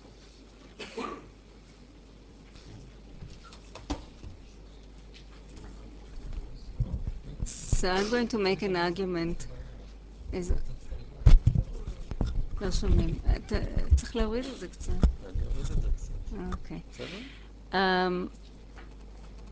So after hearing about media from both sides, covering oneself and the other side, I would like to talk about a new phenomenon of covering local or distant conflicts by Western, global, international media. I want to point out the importance of this the new importance of this global media acquired in the last decade or so, about the constraints that foreign news works according to. I want to bring two examples from the Arab Israel, from this Intifada, although I hate the name, Gadi, and we have to think of another, to demonstrate the problematics of this distant coverage. And also, and I'd like to end by relating to the implications of this coverage of foreign news, which becomes so important for the parties involved, I want to talk about the implications to the journalistic profession, which, as we know, has now moved to a great extent, at least the powerful journalism has moved to the electronic media. And whilst we are still sort of, scholars are talking about newspapers, I think the real, the effect and the problems are more in the electronic media. It's more difficult also to research. So I want to start by saying that in the 90s, we saw two types of wars. There were very short wars, which were in control by the government and the military. Wars like the first Gulf War, the Falklands, to a great extent Afghanistan. They were short, they had a defined aim, they were conducted far away from home, and they were under control of the perpetrators who started them, and who felt that the media would only, having media there will only disturb the managing the aims of the war, and they managed. We all know about the Gulf War, what happened. I mean, afterwards, of course, the American journalists were outraged. Now it happened again with Afghanistan, exactly the same pattern. Another type of war is war in which media, like wars like in Kosovo, like between Israel and the Palestinians, these are wars which go on, have no clear aim. The boundaries between in and out are blurred. So there's no control, and there's only very limited control on media. As we are now witnessing a change in the ecology of media, there's also blurring between local and global media, because local media can't do something very different when the editors are watching the CNN on the wall whilst they're working. At the same time, we're witnessing a transition from the time in which, when we said that media was influential in the course of war, like in Vietnam, when media picked up certain strands of public opinion groups which were strengthening in their opposition to the war, it could reinforce this trend, and then the national media, the nationwide media, played an important part in the course of that war. At the moment, the situation has changed, in which in wars like the Palestinian-Israeli conflict, the major influences have moved from the national media to the media of overhearers, of media that relates to its own public opinion, which is a public of observers. Why is it so important? Because this kind of media, with the strengthening also of the international bodies and their sort of readiness to interfere in local conflicts, media can present any specific violent event as, quotes, evidence for proving that the war, the violence, the failure to achieve ceasefire is either, quotes, our fault or their fault. And it's enough that the leaders in these countries, like Bush, like leaders in Europe, will accept their own media as representing their own public opinion, and either exploit it or believe that their own public, quotes, cannot tolerate this suffering, this violence, in order to make it possible to interfere to intervene in the conflict by sending a delegation from the UN, like in the case of Jenin, or observers, or even troops. And so the international media is now very major in scoring points, on the two parties scoring points in the media, in the war. I'm not arguing that this power of international media in the present era is only negative, because I think it does play a part of limiting the stronger side in local conflicts, Israel in our side, or in our case, because of being aware of what it would look like. But I do think that these media fail in their acting as a watchdog, and I can't extend on that now. And also that what they do is their showing the conflict also causes the governments involved in the conflict to produce or to invent all sorts of public relations actions in order to influence that coverage. So you have the Americans throwing food on the heads of Pakistanis in the beginning of the war. You have all these productions in the Janine, whether true or not, of funerals and so on. So it becomes a very complex game. Now, in this particular case stage of the violence in the Middle East now, in between Israel and the Palestinians now, the international coverage is very important because this is a clear case in which there is no clear target in the field. The media can't be kept out. No side can win in the field. And the media has for long decided to focus on the conflict. And again, that's an interesting question. Why Israel? And a lot has been written about this, but I won't embark on this now. And like in the case of the children in Somalia, if you remember the picture of the child that after which Bush Jr. went into Somalia, and the refugees in Kosovo, the international media is in love with images of brutality, of absolute human brutality and absolute human suffering.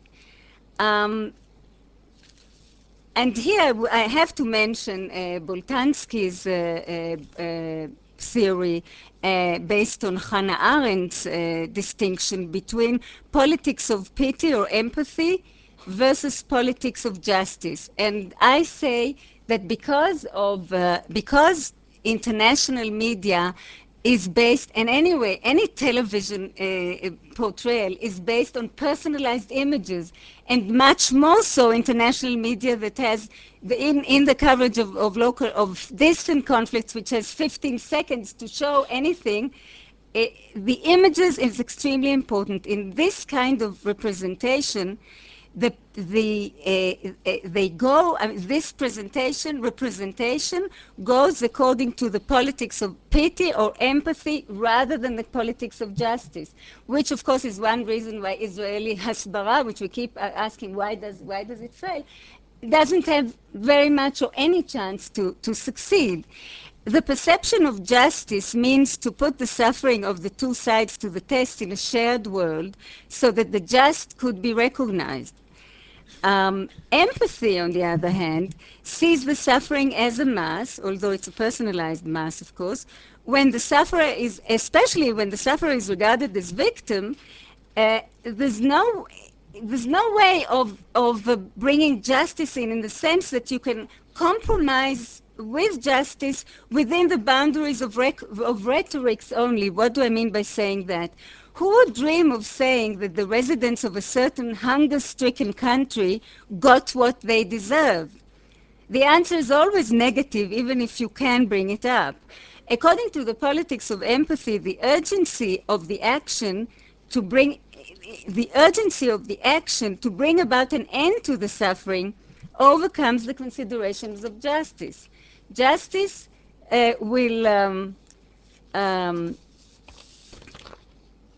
Justice will have to wait in these cases. So out of the daily coverage, and now I want to make a case for this and show how problematic this policy of viewing distant conflict is in our case, in the case of the present conflict. Only very few images cross over to international media.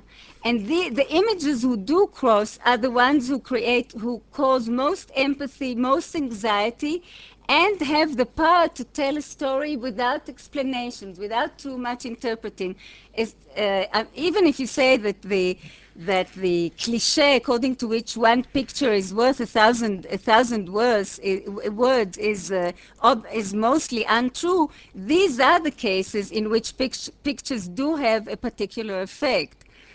And the two cases I want to talk about is the case of Mohammad, which you all remember, the child who died in his father's arms, who was killed in his father's arms whilst the camera was showing it. And the other case is the, quote, Israeli answer, what Israel thought would be its answer to this brutal act, considering, thinking that it was Israel's killing Mohammad Dura, Israeli soldiers. The Israeli answer was supposed to be the lynching of 2 Israeli soldiers in Ramallah 2 weeks later, and that was a total dud. Nobody showed it. It was a total failure in spite of the efforts to bring it to the media. Dura the story of Dura was very successful because it was documented by the camera as a coherent sequence of facts, and it was, as I said, it should be the exposure of human tragedy without any need for words.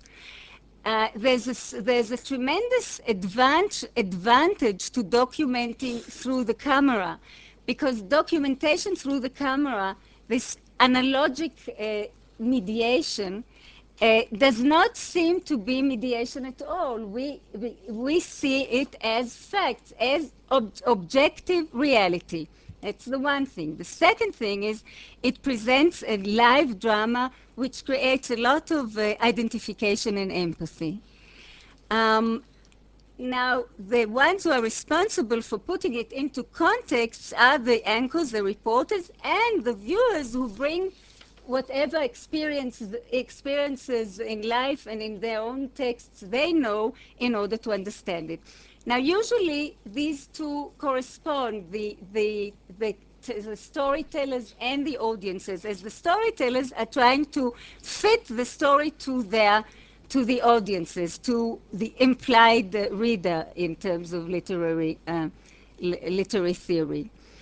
Now, if you look in this first, when I watched this Dura story in the ABC network, which showed it that evening, they showed it twice. First, they showed the item saying, and this is an image that in years to come will symbolize, will be remembered by everybody in the conflict. And then they had this sort of reporter's corner at the end of this newscast, where they did the whole thing again with the cameraman, Abdul Rahma, his name I think was, who was in the studio. Now, a second reading, once you know what the end of the story is in terms of Barth's theory, makes us see, now that we know what the end is, when we're not sitting there waiting to see how it ends, we look at how it was being done. Now, there's a great illusion here that we understand something about the story when we saw it again, because what one does see is that in terms of the 5 whys that every news item should have, like what happened, where it happened, why it happened, who did it, and so on, we don't have answers to 2 major questions within this frame, and the cameraman does not provide them, although he's there to give authenticity and more sort of as a witness of I've been there, a more weight to the story. So we don't know what these two, the father and the son, were doing in this place, and more important, who shot them. But of course, what characterizes the coverage is the absolute lack of problematization in reporting the facts, taking it as absolutely self-evident. And what we get by the anchors is a series of directions how to read the story. What they say is, and we warn you that some of the images are disturbing, that we get in advance, meaning stay with us, don't miss the shocking pictures that are coming up. You see it in the whole framing. Before is the conflict between armed soldiers and helpless victims. And the interpretation, the explanation we're given is, these pictures are going to be a primary source for the historiography of the conflict, and and they give us the very universalistic, universal sort of effect of the pictures. They give us the indications for it by themselves, sort of having tears in their eyes, talking with choked throats, in that sort of breaking the usual journalistic conventions, and also in a way indicating to the way in which these conventions are also changing, because first you break the conventions, then you go in this way. Now I'm going to skip because I want to say something theoretical about this problem, what the implication for journalism are of this coverage. I'm going to skip the second case, which is fascinating, because of course there the intentionality of the case and the brutality of the case in the case of the lynching was so much more salient. But I want to say that this kind of coverage is problematic in the sense that it shows us first, because it was later found out almost for sure by a great investigative report of the ARD German channel, which you might know, but a 55-minute documentary that more or less proves that it was the Palestinians who killed Mohammad. And so, although it wasn't obvious, I mean, obviously it didn't seem, it wasn't the sort of thing you could find out between getting the pictures and showing them. Now, this kind of, what it sort of illustrates is the problem that any image that you get from, any image that you get for television, for the television news of that evening, can be on a scale between one end in which you get an event which is absolutely true, factual, happened, but does not represent what the anchors and the public, the producers and the public think of as the large narrative of the event, as the big story of what is happening.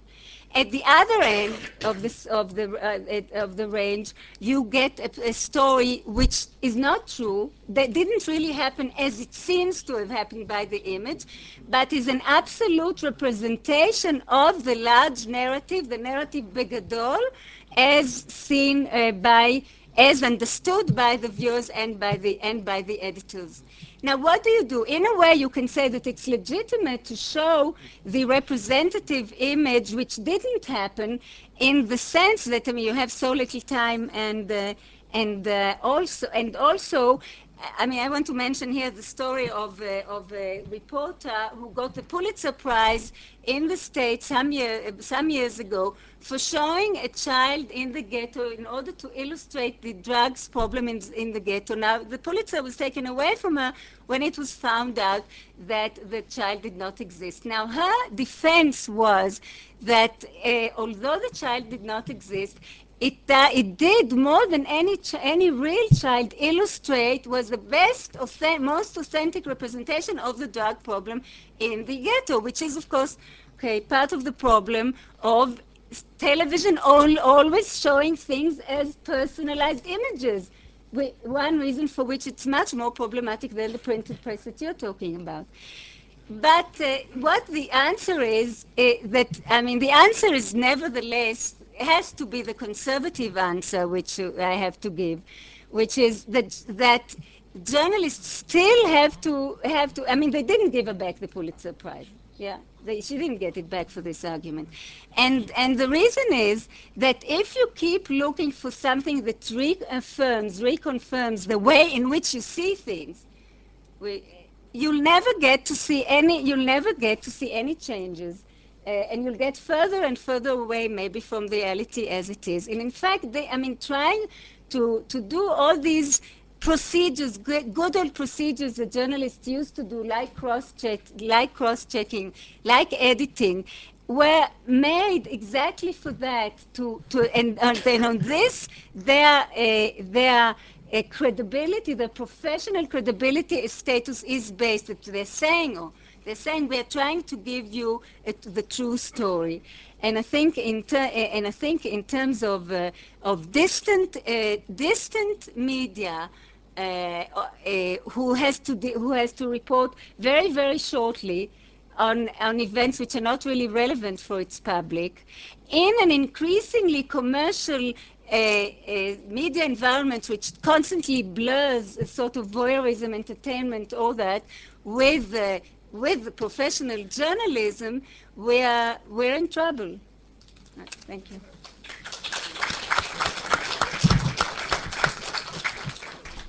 Now that we finally know that we're in trouble, is a good time to start a discussion. So anybody, the microphones, please. Go ahead, Professor Vestry. I would like to first of all address the paper of Tamar Liebes. In December of last year, I brought Esther Shapira here to a conference of the Vidal Sassoon Center, in which she presented her film about the shooting of Mohammad al-Dura. And this was shown here on the campus of the university, for the first time, I should say, integrally in Israel. And there was a discussion, and this whole question was gone in considerable depth. What struck me, but wasn't evoked here, is that the role of the Palestinian cameraman was really critical in the whole genesis of the myth, which has become one of the most powerful, mobilizing myths in the Arab world, of a martyr, and it was a devastating blow right at the beginning of the Intifada, the second day that it happened, regarding the image of Israel, something which in our discussions yesterday also came up, the way in which a certain image of Israel as a cruel, bloodthirsty state that deliberately targets children, how this myth was born right at the very beginning. And those images of the crossfire at Netzarim were critical. Now, when this was all deconstructed for the film of the German television film, which didn't, by the way, say that Palestinian bullets necessarily killed him, but left open a major doubt, I think we saw the mechanisms. We saw the deconstruction of mechanisms of how the media works, and also how the local media feeds into the global. And what we see is that everything is colored by ideological bias. That there is no such thing as even as a cameraman who is, as it were, objectively filming something detached from what is going on around him. And last night we saw the film of Jacques Tarnero. And there the point was forcefully made by the French philosopher Alain Finkielkraut. Every image is a choice. And this is very, very true, but it is constantly forgotten. Just one comment about Mohammad Dajani's paper. First of all, I very much admired your objectivity, despite your disclaimer to be objective and insisting on your bias, which is always a very good sign that we're going to hear something that's going to be reasonably objective. And I was very impressed by your presentation.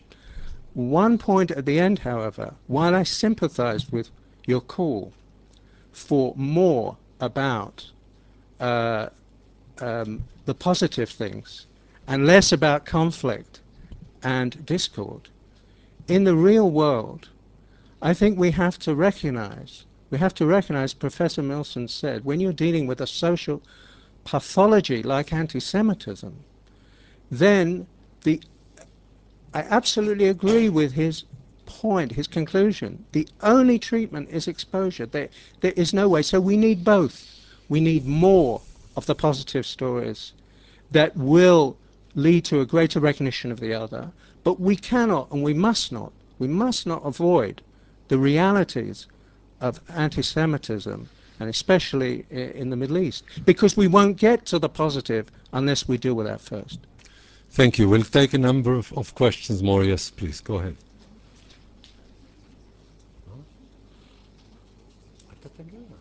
I was extremely interested in the last presentation, not only the last presentation, because The microphone isn't open. Can you open it, please? No, it's...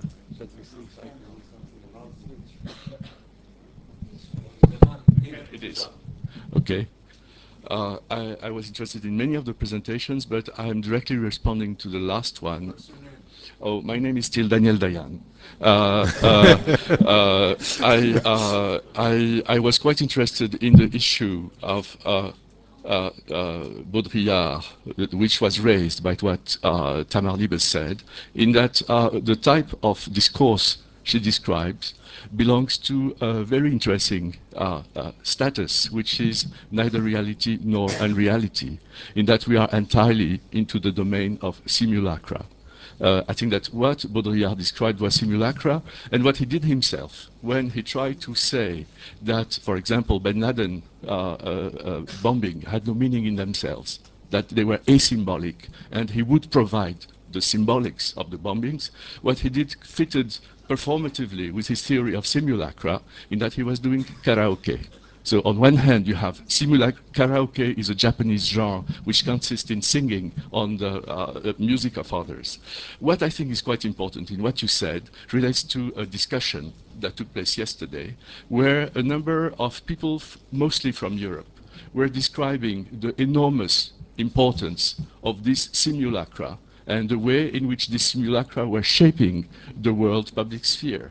And as opposed to a number of people from Europe, from Italy, from Britain, from France, there were a number of Israeli journalists that were somehow, cynical or distant, telling us, after all, what you're describing is not that important. You're far away. We know what is happening. What you're describing is of another order.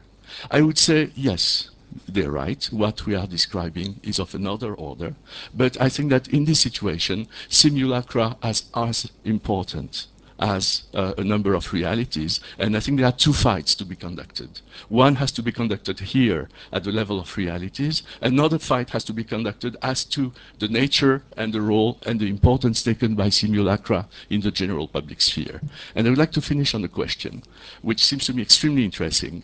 It's a question that relates, again, to the issue of truth versus falsehood.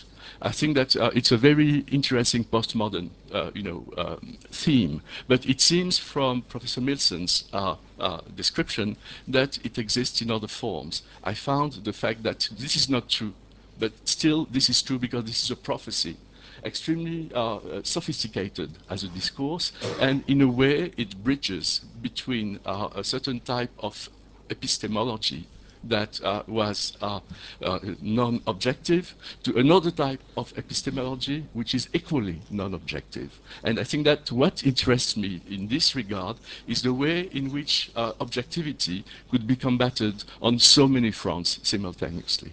Thank you very much. Yes, please. Yes. Would you introduce yourself, please? I'm Toby Willick, and I've gone to, and I'm proud to be a member of the Vidal Sassoon Forum. I come very often. I'd like to ask a number of questions, if I may. One is to Dr. Gadi Wolfsfeld. I want to ask him about the role of Haaretz as a, well, I think an effective paper in terms of projecting the other point of view. The role of Amira Haas, who falsified a statement where she said she saw something and which she did not, and which the paper had to pay, I think, $30,000 to the citizens of Hebron.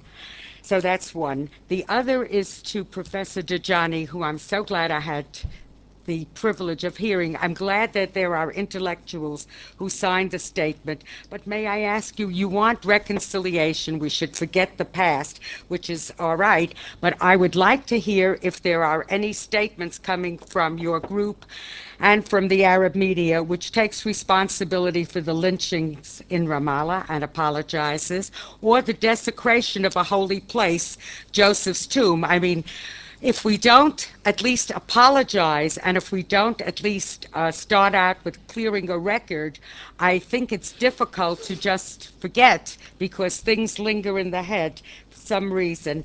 And then I want to talk about the threat to Abu el-Tuma, who wrote about the threats that have been sent to him by various Palestinian elements, journalists, because he dares to say many things that may not ring right. Thank you. Anybody here in this part? Oh, here, please.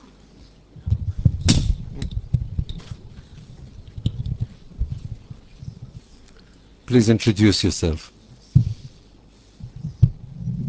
My name is Dafna, and I'm Dafna Sharef. I'm a student at Islam and Middle East Department here at the university.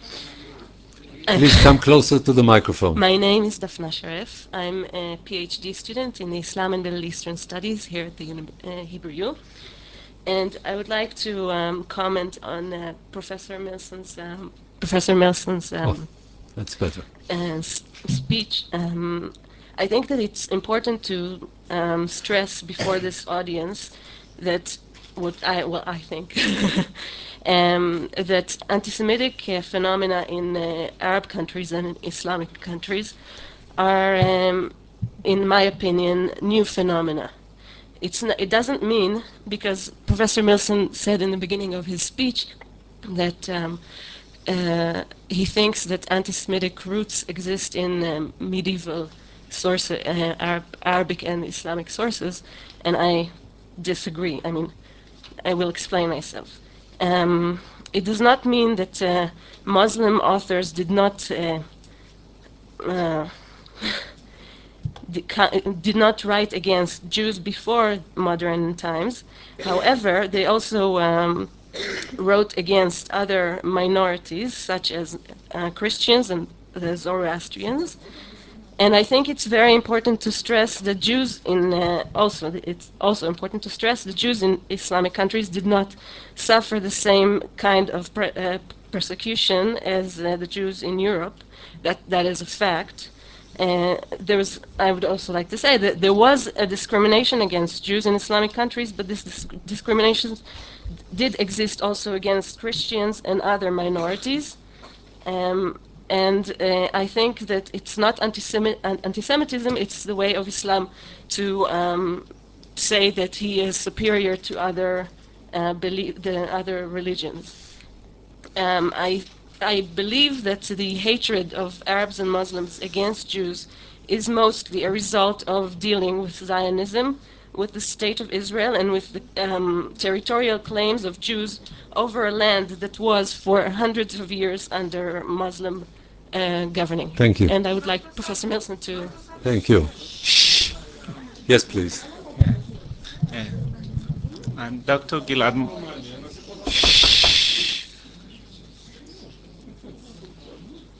Yes, please, go ahead. Okay. Dr. Gilad Margalit from the Haifa University. I would like to address my question to Yigal Carmon and Professor Milson. Recently, I read an article in the Frankfurter Allgemeine Zeitung. Regrettably, I don't read Arabic. And it was about a program that was broadcast by the Al Jazeera of the correspondents in Germany. And it concerns the Arab victims of the Nazi persecution. It means the Arab inmates, mainly from the French legions, the French colonial legions, as prisoners of war in Nazi Germany, and to some extent also Arabs who were persecuted either for political reasons or for racial reasons by the Nazis, and were inmates of the concentration camps. And it is very intriguing issue, because I know that, and the correspondents, according to the report in the FAT, claim that nobody in the Arab world dealt with this themes or topic before, and I would like to know whether such topic gained momentum recently in the Arab world, or it's a unique phenomenon, this program in Al Jazeera. Thank you. Thank you. Yes, please. Can you speak up or come to the microphone? I'll speak up. Okay. Managing editor of the Jerusalem Post. First of all, I'd like to thank Gadi for sparing us in this study. I presume he thought it was going to be a waste of money, whether to determine if we're objective or not in the Israeli-Palestinian conflict. But I'd like to follow up on that question, Yigal Carmon. You mentioned these examples, such as Osama Baz, but not whether really they had any effect. I mean, the examples you cited, specifically Osama Baz, are these pebbles falling in a pond and creating ripples, or are they falling in an endless well and they had no wider impact? Any more questions? Thank you. Oh, I'm sorry. Yes, please go ahead. Just a short comment to thank the people who participated in this session in general, because I think that what this session contributed to the conference at that point is really a kind of a larger theoretical basis to analyze the media, not only from the content point of view, but also from its role, from many other angles that should be considered when we deal with anything that concerns the media, certainly with anti-Semitism and prejudice. Some of it came yesterday. There was a short session yesterday that you, Daniel, spoke. And I think that if we tie the things together, we are going to have a more or better insight into it. Thank you very much. Let me add one comment of my own, if I may, concerning the presentation of Professor Wolfsfeld.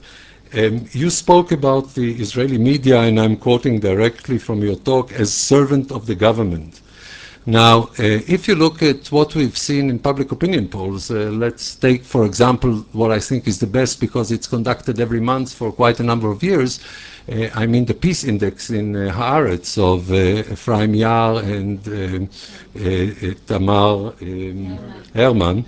You will see that Israeli public opinion shifted in a very serious way. In other words, the overwhelming majority of Israelis, certainly the mainstream of Jews in Israel, have lost their confidence in the Palestinians and have certain views that you may agree or not agree with. So if the press is expressing something, reflecting something, it's not the government, it's not being the servant of the government, it is reflecting to a very large extent the mainstream of Israeli public opinion. Now this may be good or bad, but this would go beyond servant of the government. Concerning the symmetrical approach to Israeli and Palestinian media to some extent, let me say, because I followed both of them and very, very closely for the last 2.5 years, or indeed for the last 30 years professionally, but for the last 2.5 years, if we're speaking about the present war, I don't think that you can have two sets of media that are so different as the Israeli and the Palestinians. And I wonder what we would say about the way that the British and the Germans covered the Second World War. In other words, if you would say, well, the British didn't have a very positive view of the Germans, at least not that I remember. And of course there was solidarity. I even remember this person of ill repute that spoke about our finest hour and so on, that mobilized the solidarity of the British against the Germans.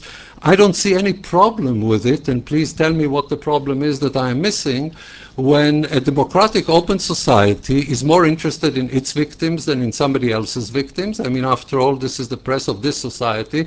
It shouldn't be expected to reflect both sufferings in the same way. But if you look at the way that the Israeli press, Haaretz was mentioned here before, but many others, reflect the suffering of the Palestinians, I don't see any problem with it. So whereas I agree with most of what you said concerning how the Israelis are trying, the Israeli media are strengthening the resilience of the Israeli public opinion, my question is, what's the problem? I didn't realize what the problem is.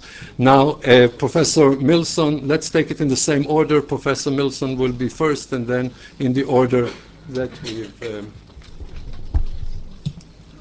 And also I got a little extension from the organizers so that I can afford to give everybody enough time to respond. Well, I managed to catch my breath because I took a few minutes to try and get Qurans from the library. They wouldn't allow me to take copies from the library. So I went to the bookstore where they didn't have the Arabic, and I bought an English translation, which I don't really need. I'm not, but I did it. First of all, but to start with important things, I first of all want to commend and compliment Professor Dajani for his presentation. I was deeply impressed by the thoughtful and rich in information, but very balanced in judgment presentation. Truly deeply impressed, and I have some questions or comments on some interpretations, but that I reserve to conversations later. They are unimportant, and they do not by no means detract from the great value of this analysis. But still, having been paid and being paid for being a professor of Arabic at this university, where the most important thing we try to teach our students is to be accurate in their quotations and citing chapter and verse, what can I do? I have to try to cite chapter and verse, and also to remind people, and that's the advantage of having a written text and reading from notes. There are many disadvantages to that. You speak very fast. But what I said is not that the Quran specifically says Jews are apes or pigs. That the abusive reference, I'm reading, the abusive reference is derived from a number of Quranic verses stating that some Jews were turned into apes and pigs by God as punishment. The divine punishment of the Jews is mentioned, I didn't mention chapter and verse, now I will, is mentioned in 3 Quranic verses. Chapter 2, that is Al-Baqarah, verse 65, chapter 5, Al-Ma'idah, verse 60, and chapter 7, Al-A'raf, verse 166. The word Jews is not mentioned. What is mentioned is the people of the Sabbath. And I think we know what that is. So I'm reading. You have heard of those of you that broke the Sabbath. We said to them, Quran is the word of God, so we said to them, you shall be changed into detested apes. We made their faith an example to their own generation and to those who follow them. That's apes. That's in Al-Baqarah, the second chapter of the Quran. In chapter 5, Al-Ma'idah, the people of the book, is it not that you hate us say, that is an order to the Prophet Muhammad. Say, people of the book, is it, so he is addressing the people of the book. At that time it is mostly the Jews, but of course it could refer to Christians. And Christians occasionally are also accused or detracted as having been turned into apes and pigs. People of the book, is it not that you hate us only because we believe in God and in what has been revealed to us, Muhammad speaking, and to others before, and because most of you are evil doers? And then the punishment is, say, shall I tell you who will receive the worst reward from God? Those whom God has cursed and with whom he has been angry, transforming them into apes and swine, and those who serve the devil. In Arabic it's kirda wa khanazir wa abidit taghut. And third place, yet again, the story of those who broke the Sabbath. Ask them about the town which overlooked the sea. Traditionally it's Eilat Aqaba. What befell its people when they broke the Sabbath? And the punishment is turn into detested apes. Daphna. Yes, I agree with every word you said, except that this, in many ways, interprets or could be appended to what I said. I never used the term anti-Semitic with regard to medieval attitudes of Muslims to Islam. The term itself was invented, the Jews in medieval Islam. The term anti-Semitism, as we know, was invented in the 19th century, and therefore it would be grossly in the 19th century, even if I had wanted to use it, it would be grossly anachronistic, and of course I didn't intend to use it.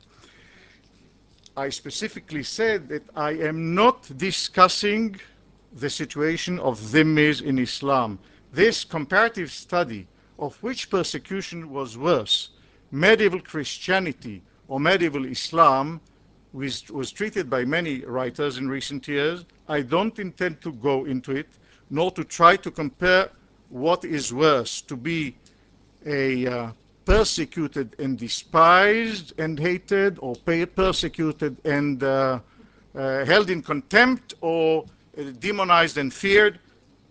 I'm talking about modern attitudes, specifically anti-Semitism as contemporary media phenomenon, purposely avoiding as much as possible what you're trying to push me into. I won't be pushed into it. So I have not been using the term. I don't think it applies. You're right. It doesn't apply. As for the suffering, and of course, up to the Holocaust, there was nothing anywhere like the Holocaust. As for the periods before the Holocaust, I tend to agree with those who believe that suffering in medieval Islam was perhaps not as bad as under the Christians. Not accepting on this matter the judgment of the genius Maimonides, who thought that persecution under Islam is the worst possible persecution, in the well-known epistle of Maimonides, where he says that there's nothing that can be compared to the suffering that we Jews suffer under Muslims. So, but yes, he did not have perhaps the historical perspective. I'm not discussing it. So, with all due respect, your comments were correct but misplaced.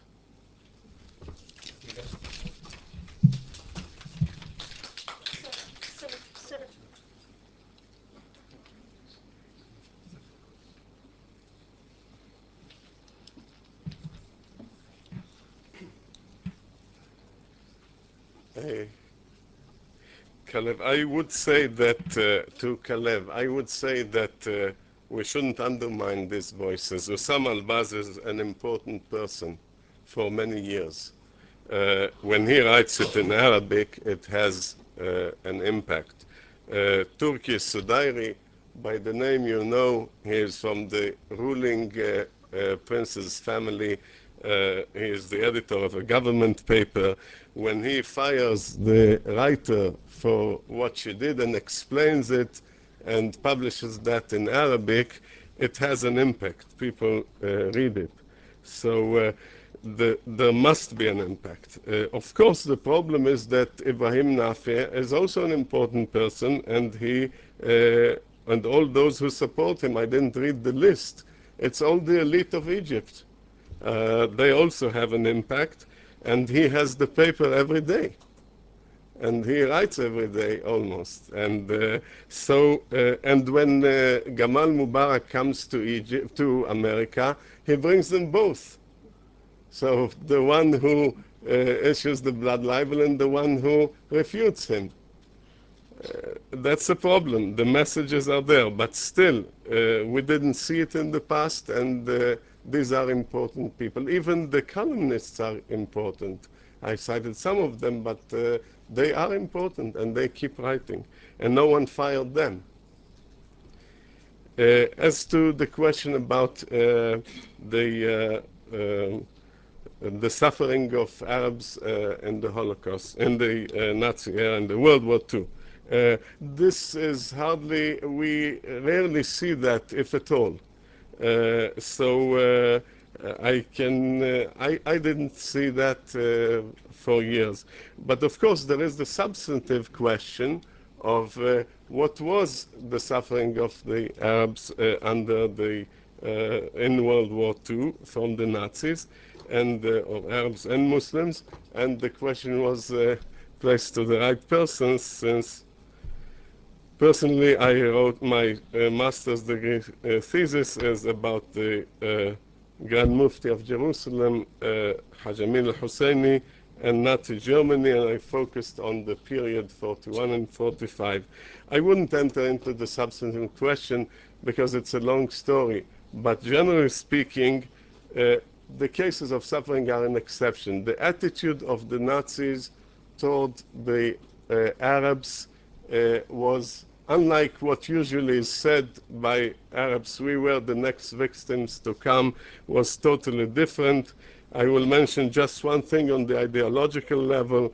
At some point, the head of the Department of Racial Policy, Professor Dr. Walter Gross, wrote an article in the SS organ Weltkampf, and it was titled Antisemitismus oder Anti-Judaismus. And he explained that the Nazis are only against Jews, not against and Semites, and that the Arabs are a heroic race that looks at a heroic past, and it is only the Jews who are a merge of races that are the target, or that are low in the ladder of races, and so on and so forth. And of course, they will not be, they will not have, the Arabs will not have the same fate. The attitude is different. This is just one point. Thank you.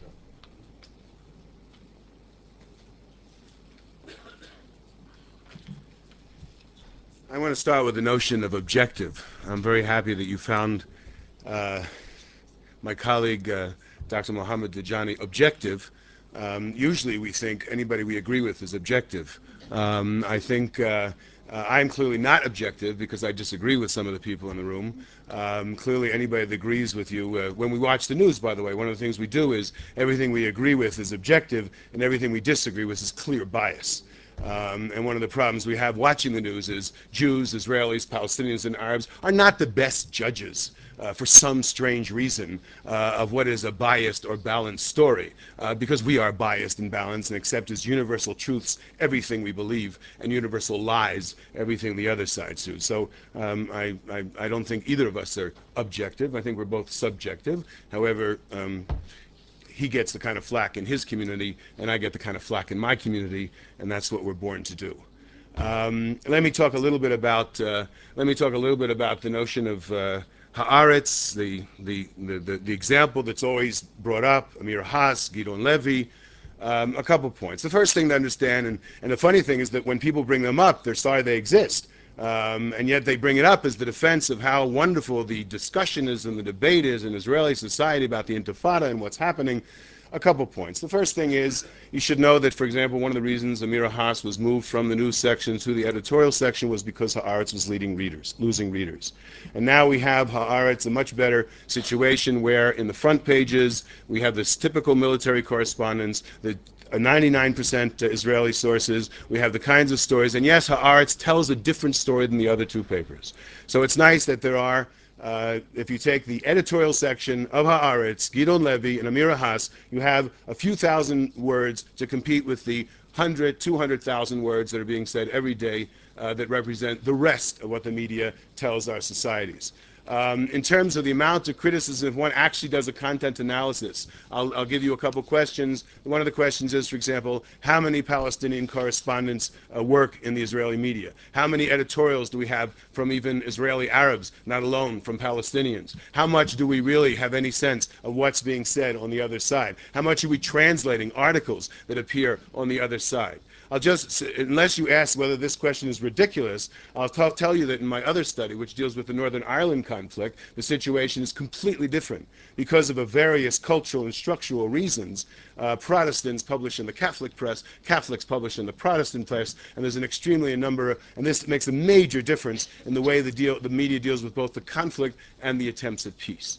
So yes, Haaretz does give us something, and again I'll emphasize and get to your point that I made the major disclaimer at this point about the difference in a democratic and non-democratic press. We do have some debate, okay? In my opinion, in these kinds of situations, we have little debate. Which brings me to the question of what's so bad about a mobilized press during war, because it was very helpful for the British to defeat the Nazis.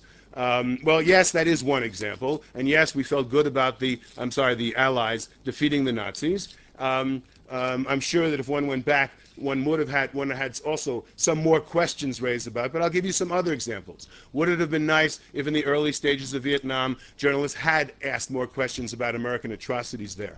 Would it have been nice in what happened in Afghanistan, in Panama, in Grenada? Would it have been nice if we had some sense of what was going on in terms of excesses, possible atrocities? Would it be nice if we knew something about it, even if it was on the back pages, even if it was page 8 or 9?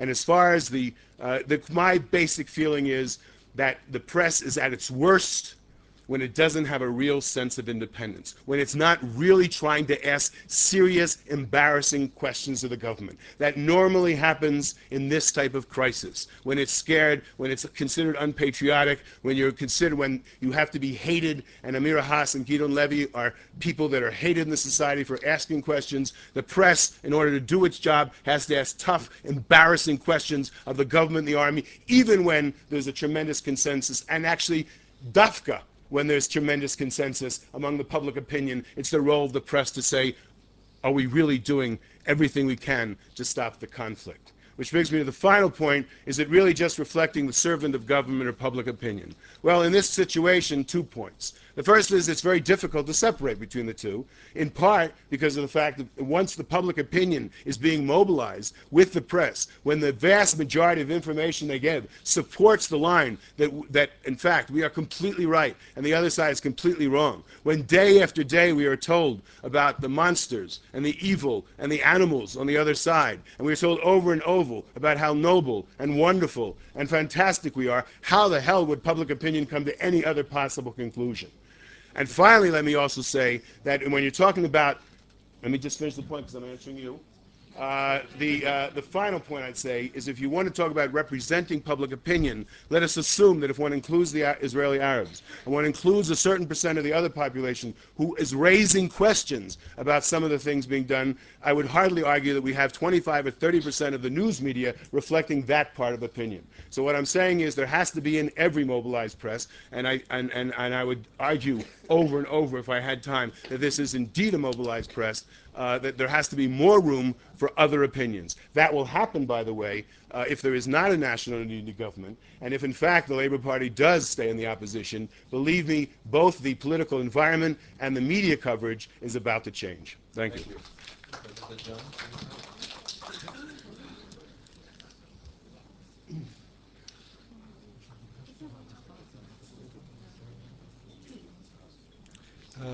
Let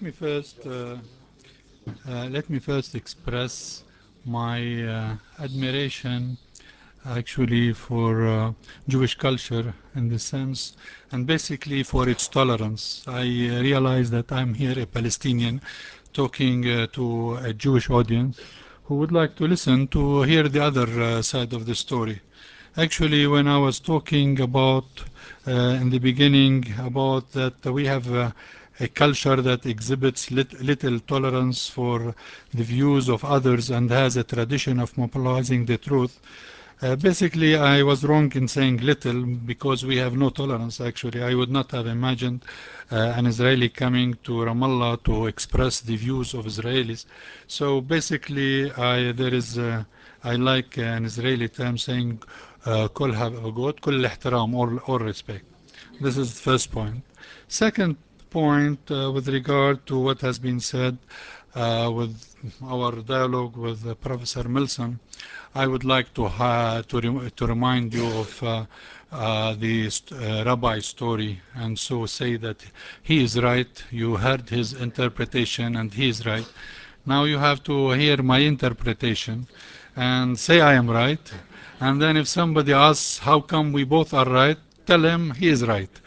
Because basically, actually, What I heard is that he was saying that the Quran describes Jews as apes and pigs, and then it turns out to be that this is God's punishment for people who breaks the Sabbath.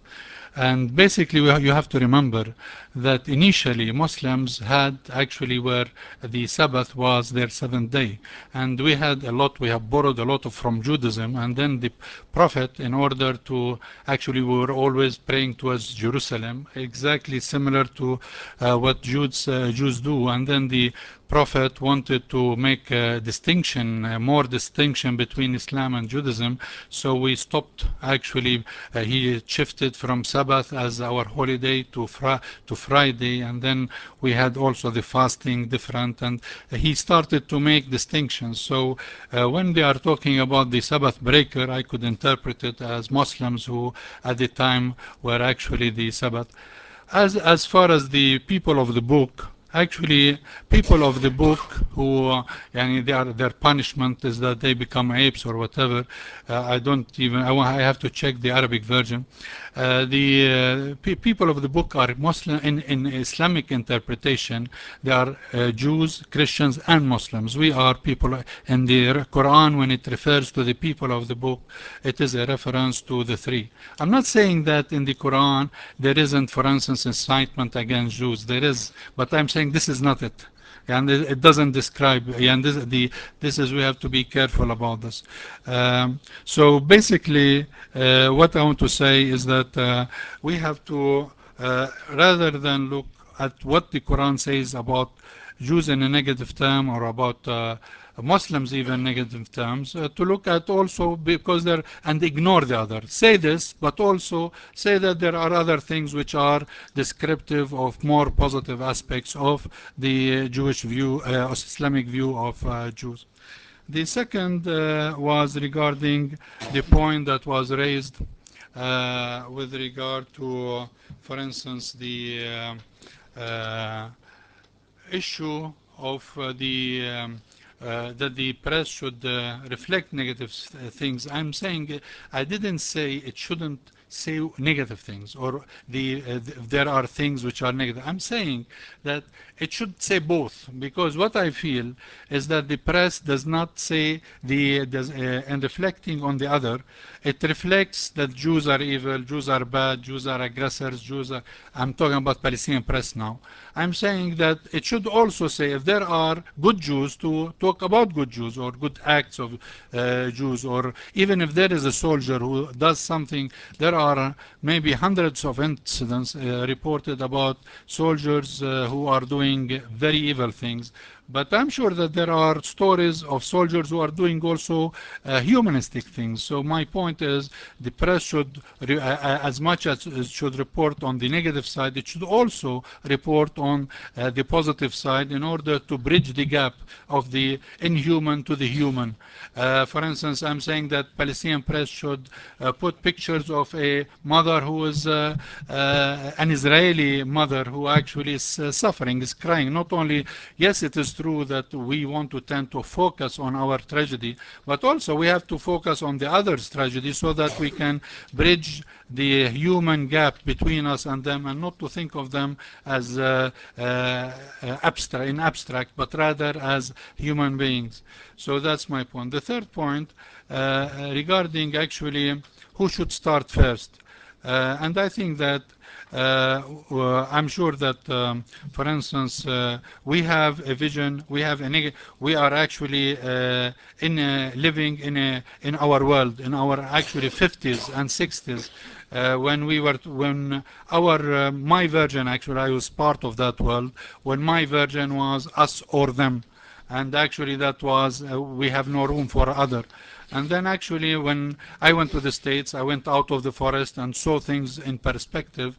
And so my version of things became us and them. So it is a small shift between or and, but it is a huge gap in thinking regarding the other.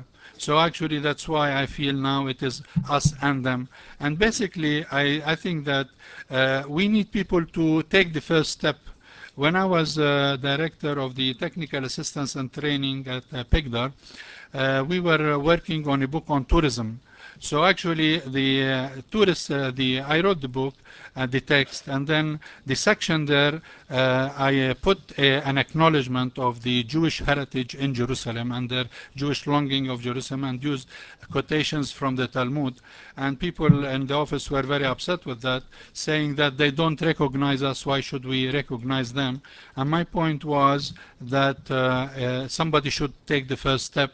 Also, I made it a point to put Israel on the map, on the maps that were describing the Israeli and Palestinian map. And so they said, why do you want to put Israel? They don't put us. Why should we put them? And so basically, but somebody has to break this lock and get out of this cycle. So actually, I put Israel on the map. Then in the second version, I was in the States. It was reprinted, and then Israel was taken out. Yes, we have on our side people who wants to deny your presence, wants to deny your narrative, and I'm sure on your side there are people who wants to deny our narrative, who wants to deny our presence. But what I'm saying is that this will lead to a cycle of violence that is absurd. So if we are rational, we should think in terms of a win-win situation rather than a lose-lose situation. Thank you.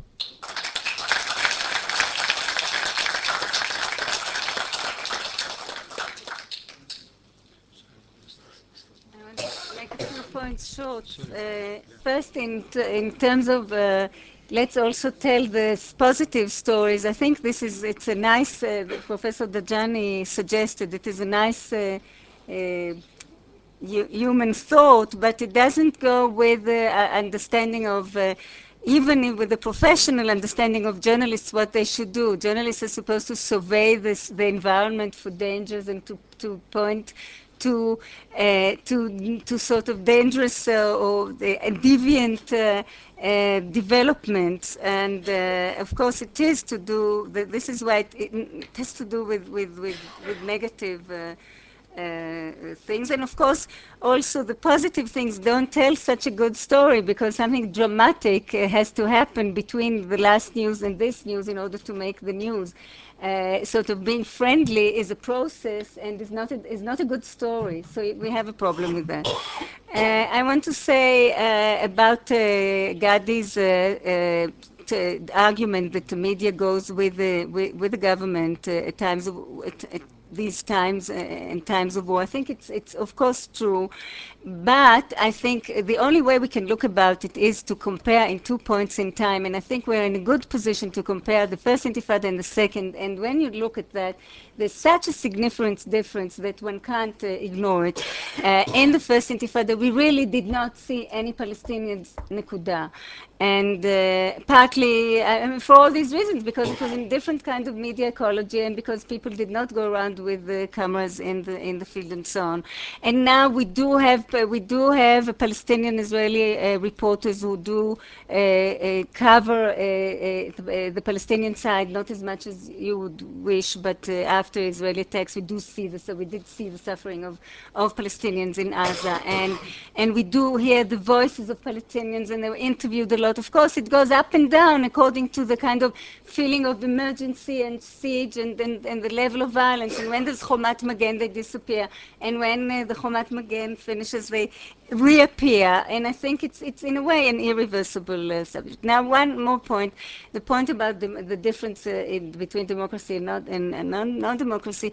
I think that should not be looked so much in terms of the content. I think you might be right there, but I think there's something much more serious. And again, I have to talk about the electronic media, and this is about the type of mediation that is happening behind the screen on the Palestinian side compared to the Israeli side. And I'm not saying that the Israelis don't try to stop cameramen for showing things that we, quotes, don't like them to show.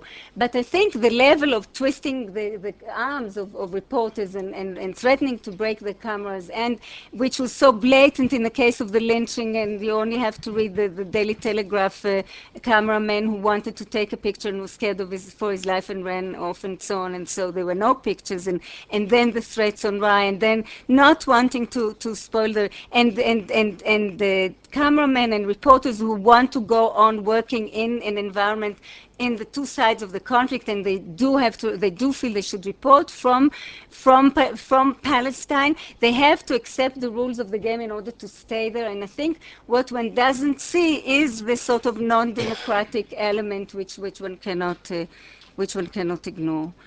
And one more point. Is that? In terms of Professor Vistus was talking about ideological selection and all this, and I think there's the ideology I would like to say I don't think is necessarily or at all to do with anti-Israeliness or anti-Semitism. I want to make it clear. I think there are two ways, there are two things about the selection, the angle of the camera and the framing, which are what news items consist of. I think there is the general perception of the conflict here as asymmetrical, as weak against strong, and that can be, and that in general we have to agree is true. And this is what when I was talking about the policy of pity versus the policy of justice, I mean, it might be not only our fault, so to speak, but it doesn't make it when you choose the images. That's the story. That's it is an asymmetrical conflict, and this way this becomes the big narrative, and this becomes the criteria for selection for pictures that appear on the screen. The other thing is we are a bit unfortunate with the accessibility to the cameras in terms of suicide bombers compared to, let's say, Chomat Magen, or where soldiers are shooting or doing there's a conflict happening in the field, and you can get there, and you are there, and you photograph it. The difference is that suicide bombers appear anywhere. It's not necessarily in Chomat Magen or in Jenin, where you know that the tanks are coming in and you can go there. It can be at the other end of the country, and by the time you come, it's all been cleared up, and you lost your picture. So, stop there. Thank you very much. I think we all deserve now coffee. We really deserve it. Thank you.